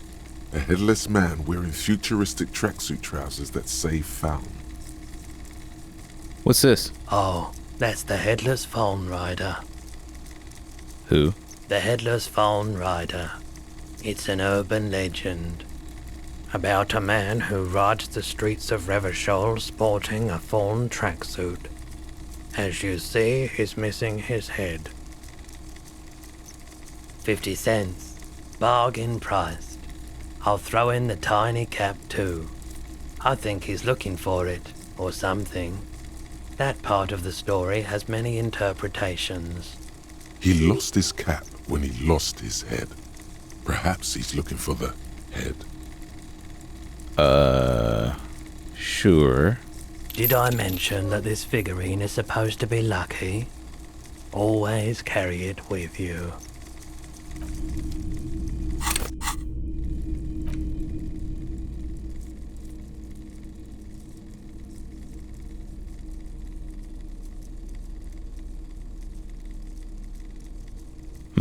Interesting. I wonder if it's actually lucky. Like in terms of getting better rolls.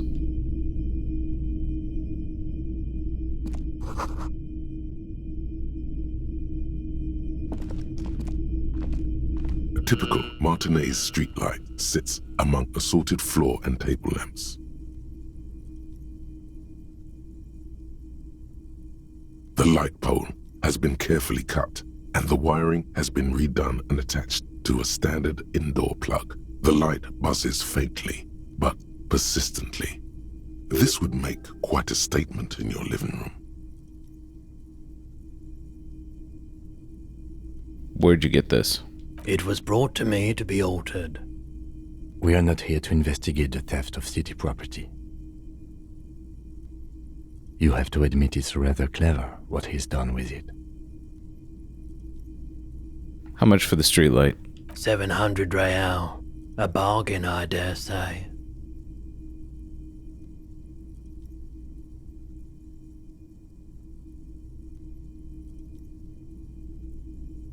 $700 sounds about right. I imagine it wasn't easy sawing off that street lamp. Hey, I don't know where it came from, but it's not every day you get to buy and sell something so extraordinary. Fair enough.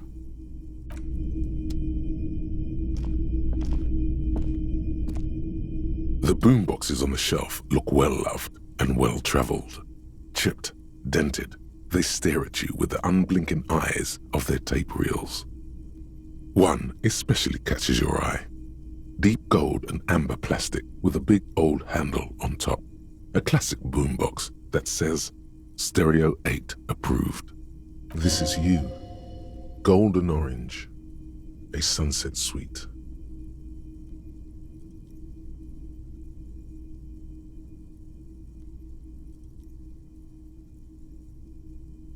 Just make sure it works before you buy it.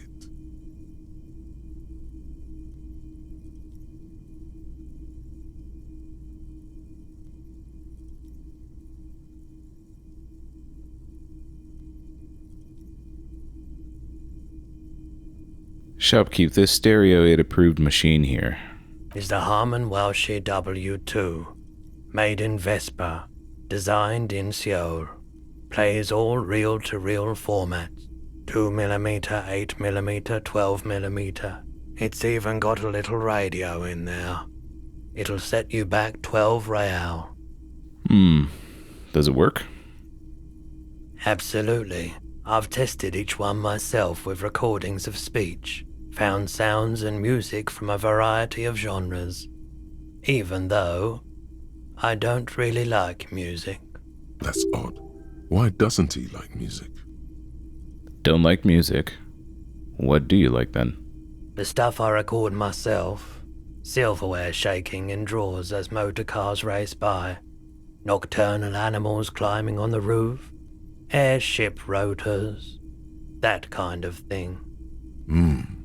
Maybe you should ditch music as well. Get into these more experimental sounds he's describing.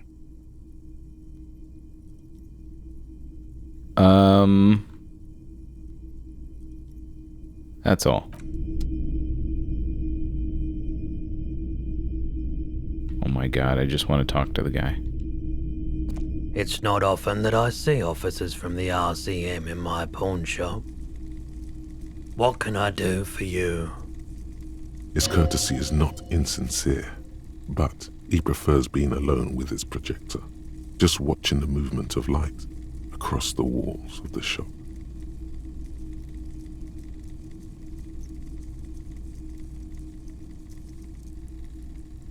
Sorry, I feel like I'm interrupting you. Oh no, not at all.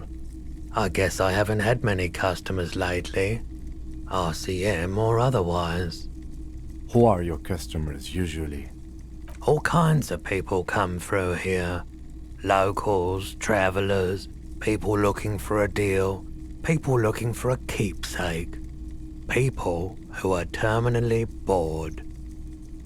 As you can see, I have a wide selection of goods for everyone to choose from. You know what I've realized about this game is that one of the reasons why I can't fulfill the role of the character that I would choose to fulfill in this game, in other words, put myself into the place of the main character, is because I would be a lot like Kim Kitsuragi. And they don't want you to act like Kim Kitsuragi. They want somebody who, like, contrasts with him. So that's a bit unfortunate, I guess. I'm much more of the Kim Kitsuragi.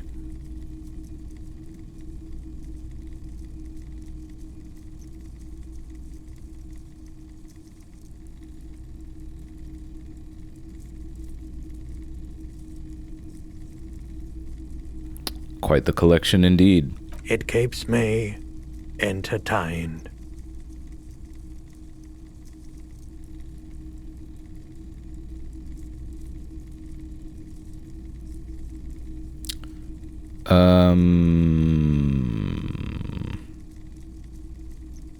There's something I'd like to sell. Let me have a look. I'd like to sell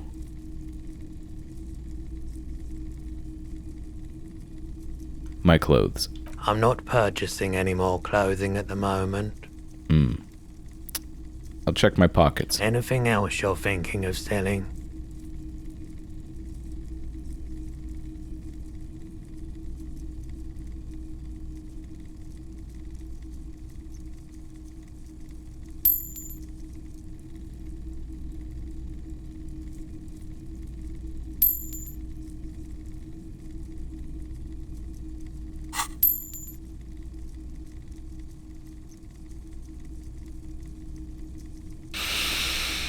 Nothing else to sell. Perhaps. You might be able to aid in our investigation. I doubt it, but I can try and answer any questions you may have. Know anything about the recent hanging? I do my best to keep my distance from all manner of butchery. Bad for business. Bad for everyone. He doesn't know anything. That's all I've got. The pawnbroker's gaze is already fixed on the dancing colors. Do you, happen to have any guns? Like the ones carried by cops? Someone else came here earlier today asking the same question. I promptly sold her the gun you pawned a couple days back. Oh, that's outstanding. This is a pawn shop, and it did feel as if you've met before. Oh God. The lieutenant shifts from one foot to another, alert.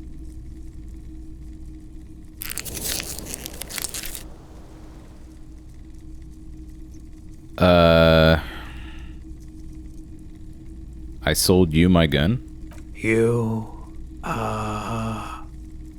With Kim here too? That just sounded really, really bad. That's fine.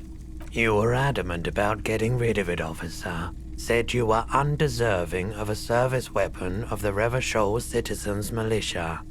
And I don't like keeping guns around the shop for long. Off-the-charts photon emissions. The unhealthy kind. About the buyer. She didn't seem like a policeman. Although she kept referring to herself as a pig, which was odd. I found her interest in the gun a bit obsessive, but I was just happy to get rid of it, and of her. Go on. Truth be told, she was terrifying. Right, so let me get this right. You sold your sidearm issued by the Citizens Militia, and now a civilian is running around the streets of Martinez with it? That seems about the size of it, yeah.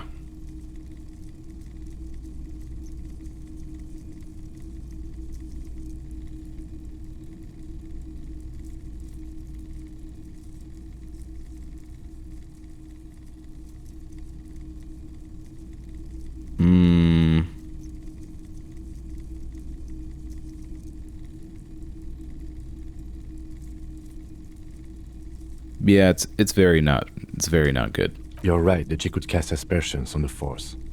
We have to find her. Any idea where I could find this buyer? My apologies, officer, but I have no idea where she was coming from or where she went. A needle in a haystack. There is nothing you can do about it now. You'll just have to hope you luck upon her somehow. Okay. Of course.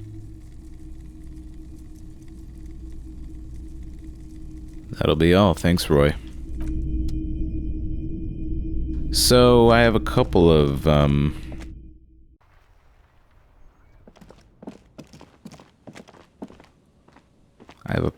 hypotheses.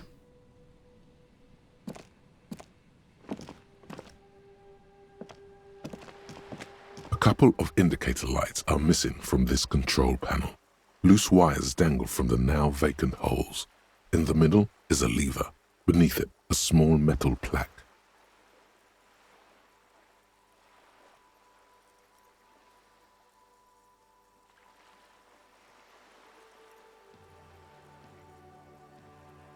This panel usually closes the waterlock, turning it into a bridge that lets you cross the canal. But there's a crashed salmon and butter sign in the way. Pulling the lever probably won't do anything. Try it anyway. You pull the lever all the way up until the metal clicks against the contact pins. You hear a soft clunk. Then, nothing happens.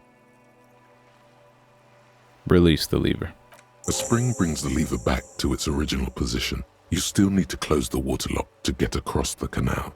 Some other way. Wasn't there a sign over there saying functionality will be restored on Wednesday morning? There was.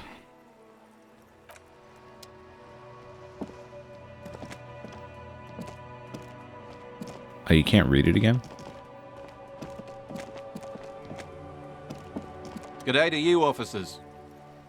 A burly man hangs out by the waterlock, carving up a generous serving of salami with an old hunter's knife. His eyes are fixed on a man stranded on the other side of the waterlock and on an enormous billboard that has fallen down into the canal between them.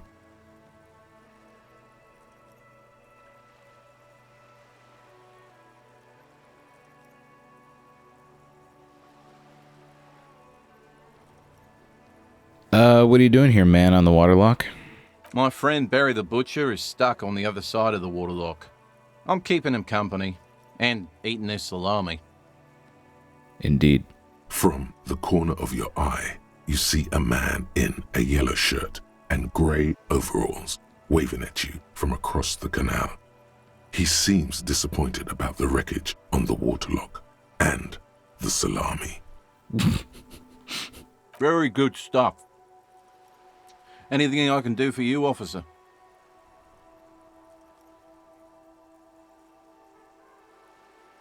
How about some salami? You know what caused this wreckage? I wasn't here to witness it, but those look like tire tracks on that sign. Weird, huh? Then again, plenty of daredevil drivers in Revachol. The words daredevil driver sound ominous to you. Too bad it also takes a year and a day to repair anything round here, especially a waterlock. The rest of the coast is closed off till then.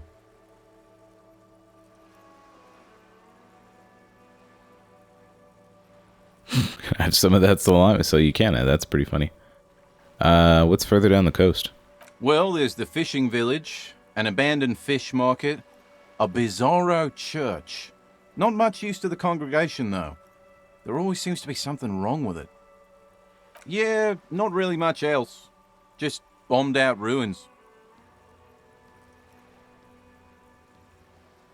Alright, take it easy. So, I don't know how long it's been broken, but does that imply that the person who has my gun is on this side of the canal?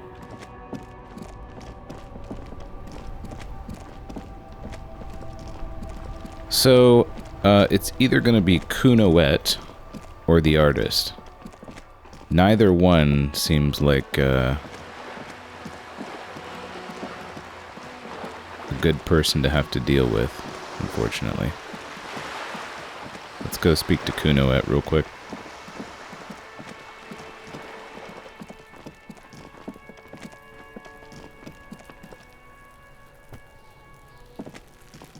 Trying to sneak up on me again? Trying to snuff me out? Sorry. Get away, pig! Kunoese or Kunoes. Really? I can't talk to her? Man, that is... Trying to sneak... That is unfortunate. Okay. Well, maybe it's not Kunoes then. I mean, it does probably have to be someone with some money. I can't imagine that a pawn shop would sell a gun for too cheaply, so it would make more sense that it would be the artist.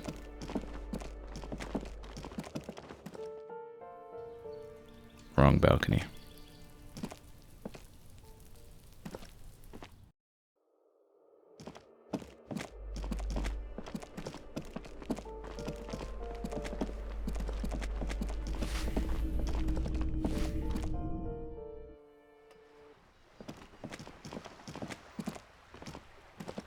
Hello again, officers. Have you come to admire my mural? She didn't call me a pig. Ooh. Not only have you found my address, you've discovered my biggest secret. I'm a coal miner. It's not the nicest place, but I guess it'll have to do. It doesn't have to do anything at all. Nothing does. Like me. Right now, I'm doing nothing at all. The inspiration will come to her once hell is set loose on the streets. It's too calm right now. Don't you have a real home? Does anyone in a city like this? I have other questions. Shoot, Piggy. It's what you do, isn't it? Well, formerly. What are you doing to the wall? Can't you tell? I'm painting a beautiful mural, an aereo graffitio visible from low orbit. I haven't really started it yet. I'm waiting for the right words.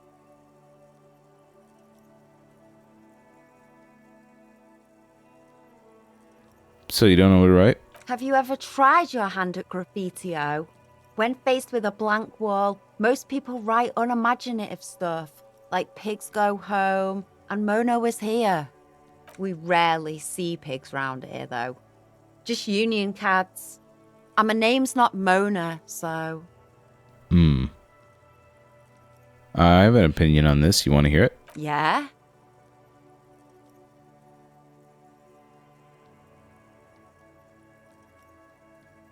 I love public art.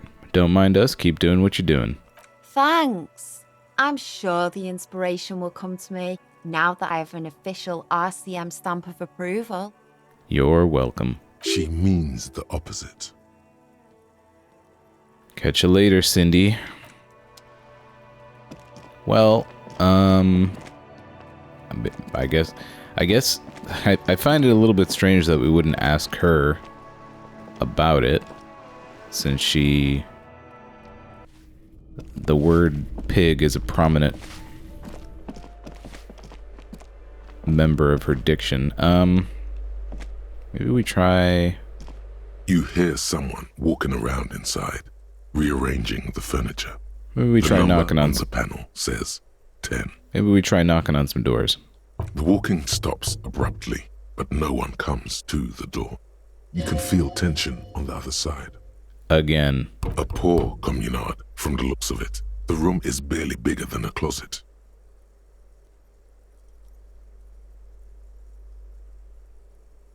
It's the police. Open. Do I have to open the door? Do you have a warrant? I'm not obligated to open the door if you don't have a warrant. Let's go. We don't have a reason to get inside that apartment. It's generally easier to do things if you have literally any reason. I mean, I would disagree. I think we do have a reason. I need to see who is where to find out where my gun is. This door has been closed with a padlock. A chalk-drawn number on the board says Number 11. No reply.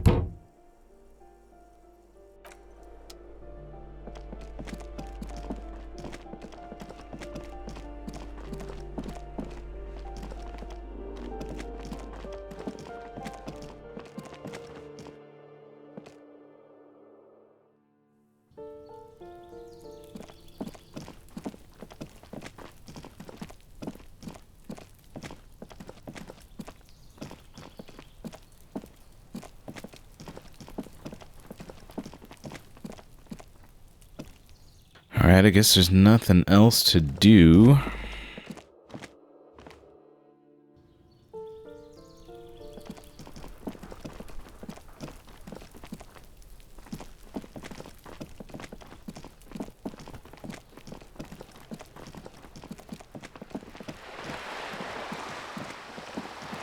I feel like my gun is gonna be in or the person who bought my gun is someone I wouldn't expect. Someone who actually we haven't heard use the word pig, like her or something. Hello again, sir.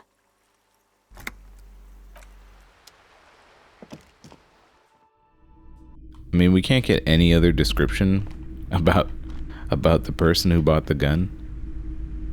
Come on. Hello again, esteemed officer, and welcome to Crime, Romance, and Biographies of Famous People. Let me talk to Roy one more time.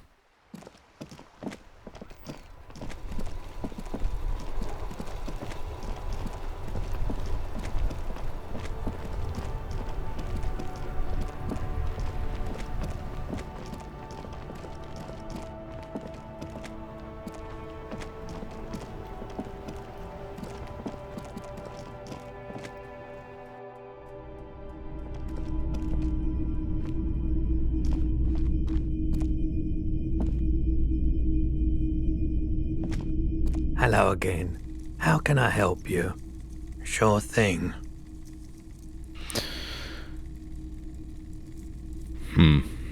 Sure, man.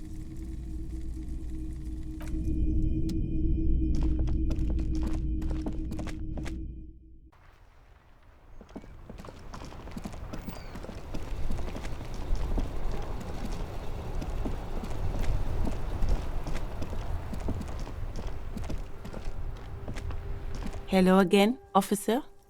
How are things? Directions. Of course. Where to? What's to the west? It's just water. No, actually, I think they call it the Martinez Inlet. There are some islands in the bay, but they're hard to reach. South? Some shops and a bridge. The canal bridge leads to the coast, but it's broken, I think. Some kind of accident, probably. What about the other side of the canal? Just coast. There's a little fishing village there, and a fish market. But that got closed down ages ago. Alright, that's it for now. No problem. Huh. Now, why is this door locked? Can I get in through here? Oh, I see.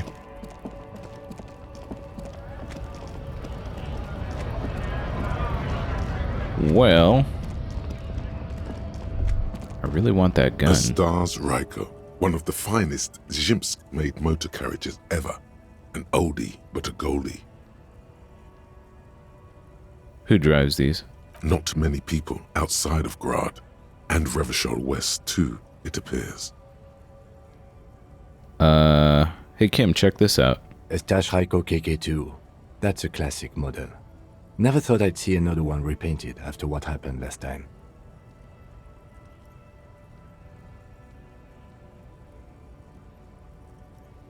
Hold on, maybe I can impress him. Do I know what happened last time? No, only that the motor carriage is typically baby blue, the colors of Sigismund the Great, an ancient Zhimsk ruler. His banners were famously zephyr and white, the colors of the Stars Ryko.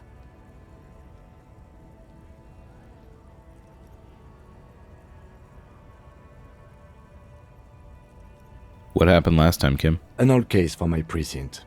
A couple of Jim's migrants saw a stage Raiko stopped in the street, painted just like this, muddy brown. Murdered the driver on the spot. Wow, it was what I guessed. Okay, I should have figured.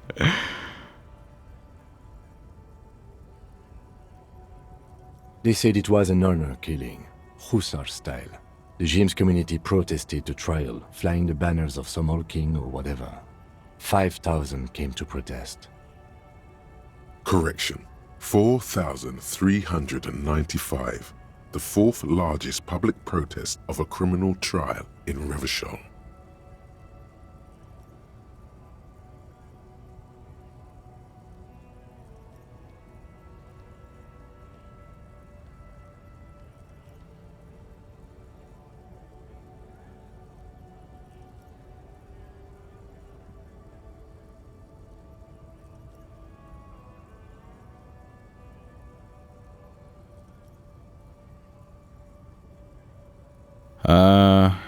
What did they sentence the killers to? 4 years for murder in Reunion. The perps were remorseful. Their sorry knocked 8 years off the sentence. That's the system. The prisons in the greater Revachol Industrial Harbor are already full. Prisoners are expensive to maintain. The longer the sentence, the larger the cost.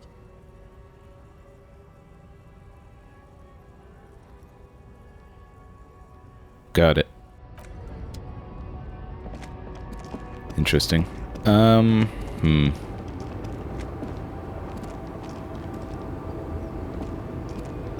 woman still has her eyes fixed on the photograph in her hands. In the background, the radio plays.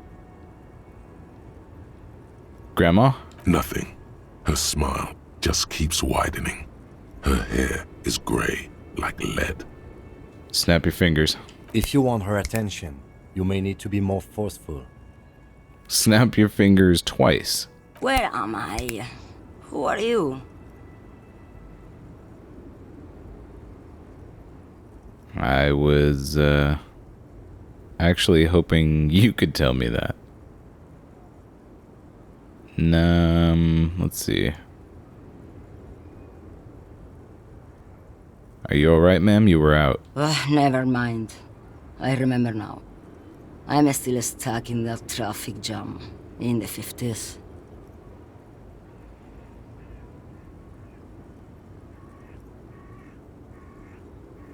When else would you be then? Back in Methka, during the time of the revolution. The sidewalks and cafes are filled with the young people. I was on my way to see a new Boyadero picture starring Gabriel Buenguerro. Until you came along, that is.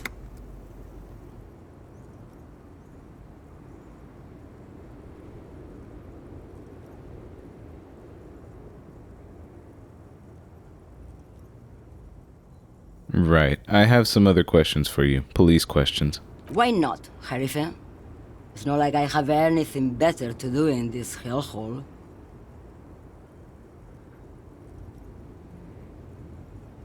There's something off about this woman. Tell her to show you the soles of her boots. Maybe she was at the hanging somehow.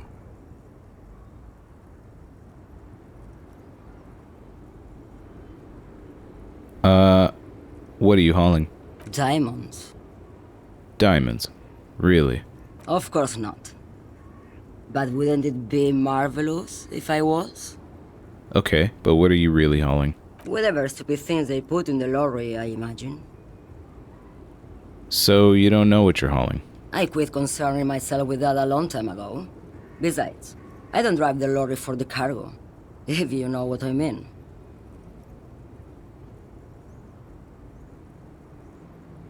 I don't think I do know what you mean. What if the cargo is contraband? Then it's contraband, lawman. What? Do you want to take an old woman in? Be my guest. Lock me away like Bad Hand Hermenegildo. Bad Hand? Hermenegildos's Bad Hand strangled 300 people. What can I say? Some people just really like strangling people. Show me the soles of your boots. Now what do you want with an old woman's boots, Sheriff? It's important police business, ma'am. I'm starting to think you should let me get back to Gabriel Buenguerro. You are no Gabriel. She's wearing sturdy workers' boots made of black leather. Buckles run across. The sole is also made of leather. The other one, if you'd please. Just before Gabriel, it was the coronation of Franco Negro. Now, there was a real man.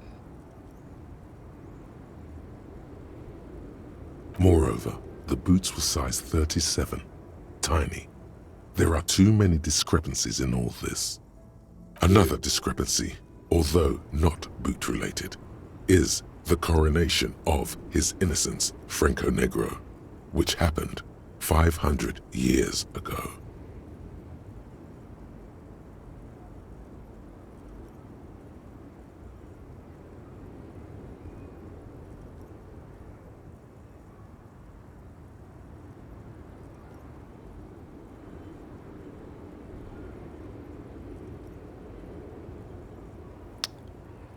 She's not the odd soul. These are not the boots that made the prints. I could have told you that from just looking at them. The size is 37. Yeah, thanks, Kim. The feet of a little girl, they fit well on the pedals.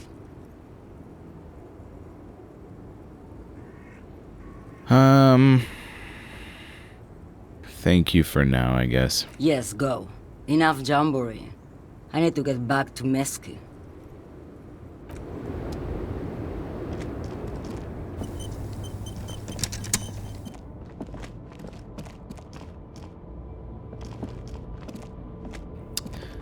Well, don't exactly know what to do now. I mean, I could talk to some of these other people, but I don't really want to,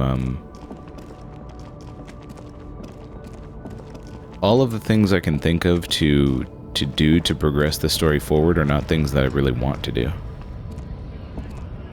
A lorry stuck in the traffic jam.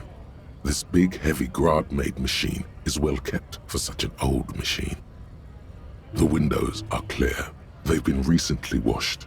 You can see a lorryman's cabin with personal belongings, stickers, insignia. The driver has adorned his space with a substantial collection of peculiar paraphernalia. Proclamations about honor, strength, and purity are glued to various panels. The back end of the cabin has a small perch to sleep, large ashtrays. There are several suns and wheels sewn into the curtains. A book with ragged edges catches your notice. The front cover features a large, muscular man.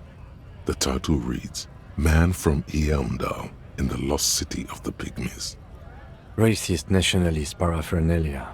Not unusual in this part of town. This is our guy.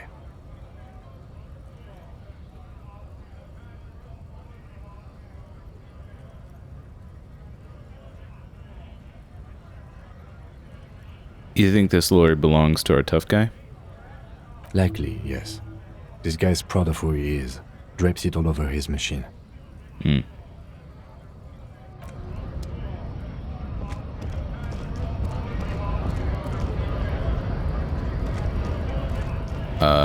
Who do they mean? Does he mean this guy? Looking for something? Yeah.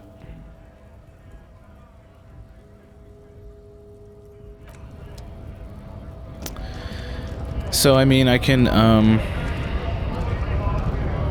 deal with this guy up here using conceptualization. I really don't want to do that, though.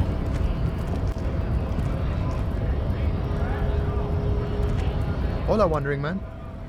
How can I help you? I'm looking for assistance with a dead body situation. Body still hanging in the tree? Yep. Hey, that's a rough pickle. Can't help you with that, sorry. I'm not really an admirer of dead bodies. Might be someone else from the Union can render assistance. Does this mean you can let me through the gate? I don't operate in that capacity. I'm not a granter of passage. The passage grants itself. Uh-huh. If it's all so simple, why don't the strikebreakers Just go up the stairs. That simple? I just walk in? Aye. Walk right past Measurehead and go in. Measurehead. Of course. Yeah, the 2.5 meter tall Semini supremacist up there. Walk right past him. Right. Then press the button to unlock the door. Uh-huh. Then go past him again. Okay. And you enter the arbor through the office. Está. Huh. So you're actually saying it's quite difficult? Don't worry, I'm sure it's not completely impossible. For example, you could best Measurehead in a physical confrontation, or you could convert to a Semini supremacist worldview. Or, maybe it actually is completely impossible.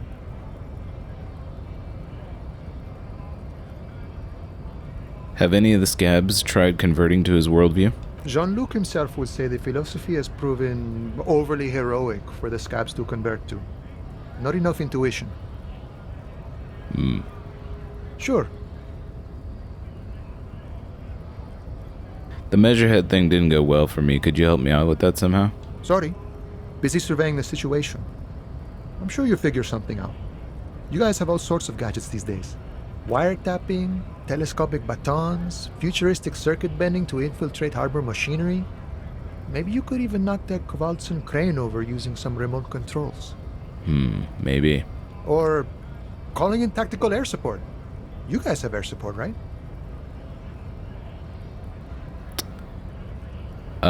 Pretty sure we don't. At least not all of these things. I get it. Hush hush about the secret technology.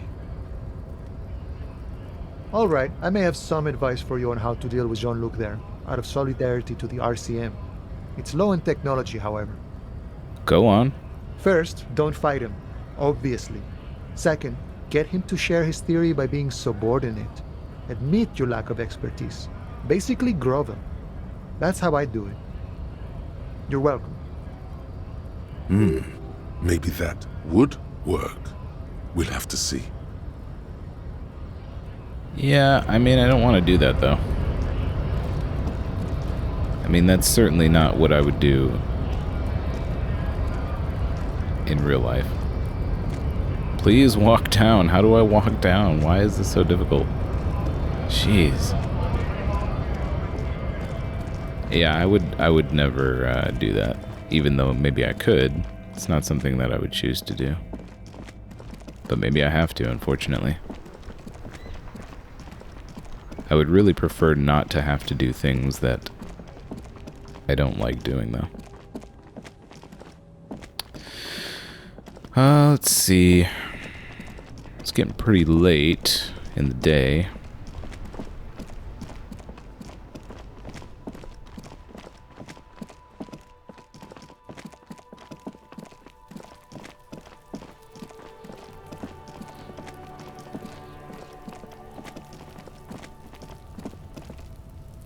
I don't think there's anything else to do up there.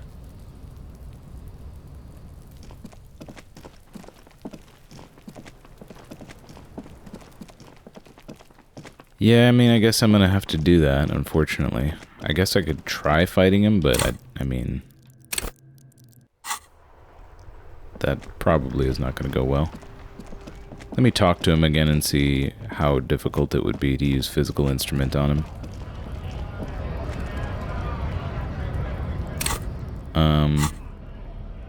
Let me get the most physical instrument that I can.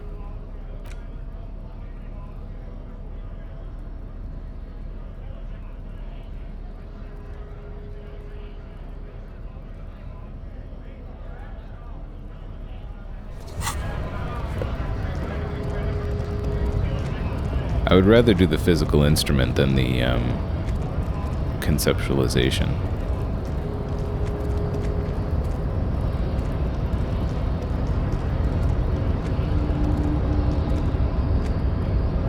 Your race descent has only worsened since I last saw you. You have really let yourself go.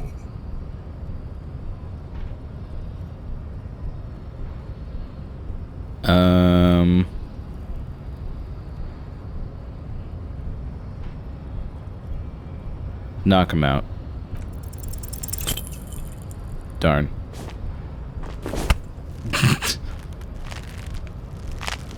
How did this happen? Your little fist is in his giant hand, and he's squeezing it. It hurts. You must be out of your mind, degenerate drunk. Say it. I am a degenerate alcoholic. I'm a cop. Your fist cracks in his hand like a ripe apple. Pain shoots up into your brain as he's twisting it more and more. The words to the song have changed. Say, I am a violent drunk. Not gonna happen. Your hand twists in his grip and the pain blinds you. Still, you press the words out of your swollen mouth. Good. Now leave before you humiliate your homoerotic organization any further.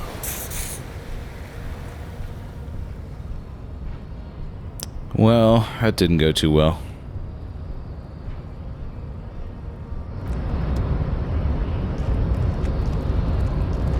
What do you think about that, Kim? How'd that go?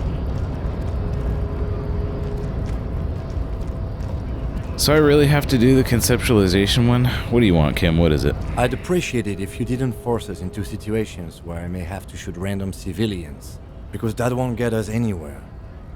I mean, why not? He was attacking me. I'm not even sure the one bullet my chamber holds would even prick that Hulk.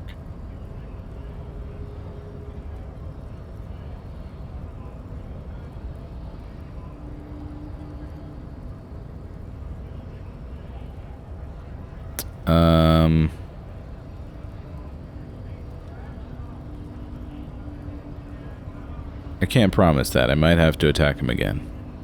The lieutenant groans, but doesn't say anything. That's right. You should do it again. It's the last thing he'll be expecting. Yeah, I really don't like how some things in this game don't allow me to do it the way that I would choose to. It's rather disappointing.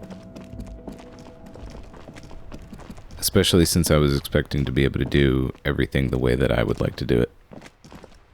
But I guess, you know, it is what it is. They can't account for every single possibility. Anyway, that'll be it for now. I guess we'll have to use conceptualization. I could try physical instrument again, but it's like, I don't know. I really don't want to use conceptualization, but I don't think I have much of an option. Either way, that'll be next time. Until then.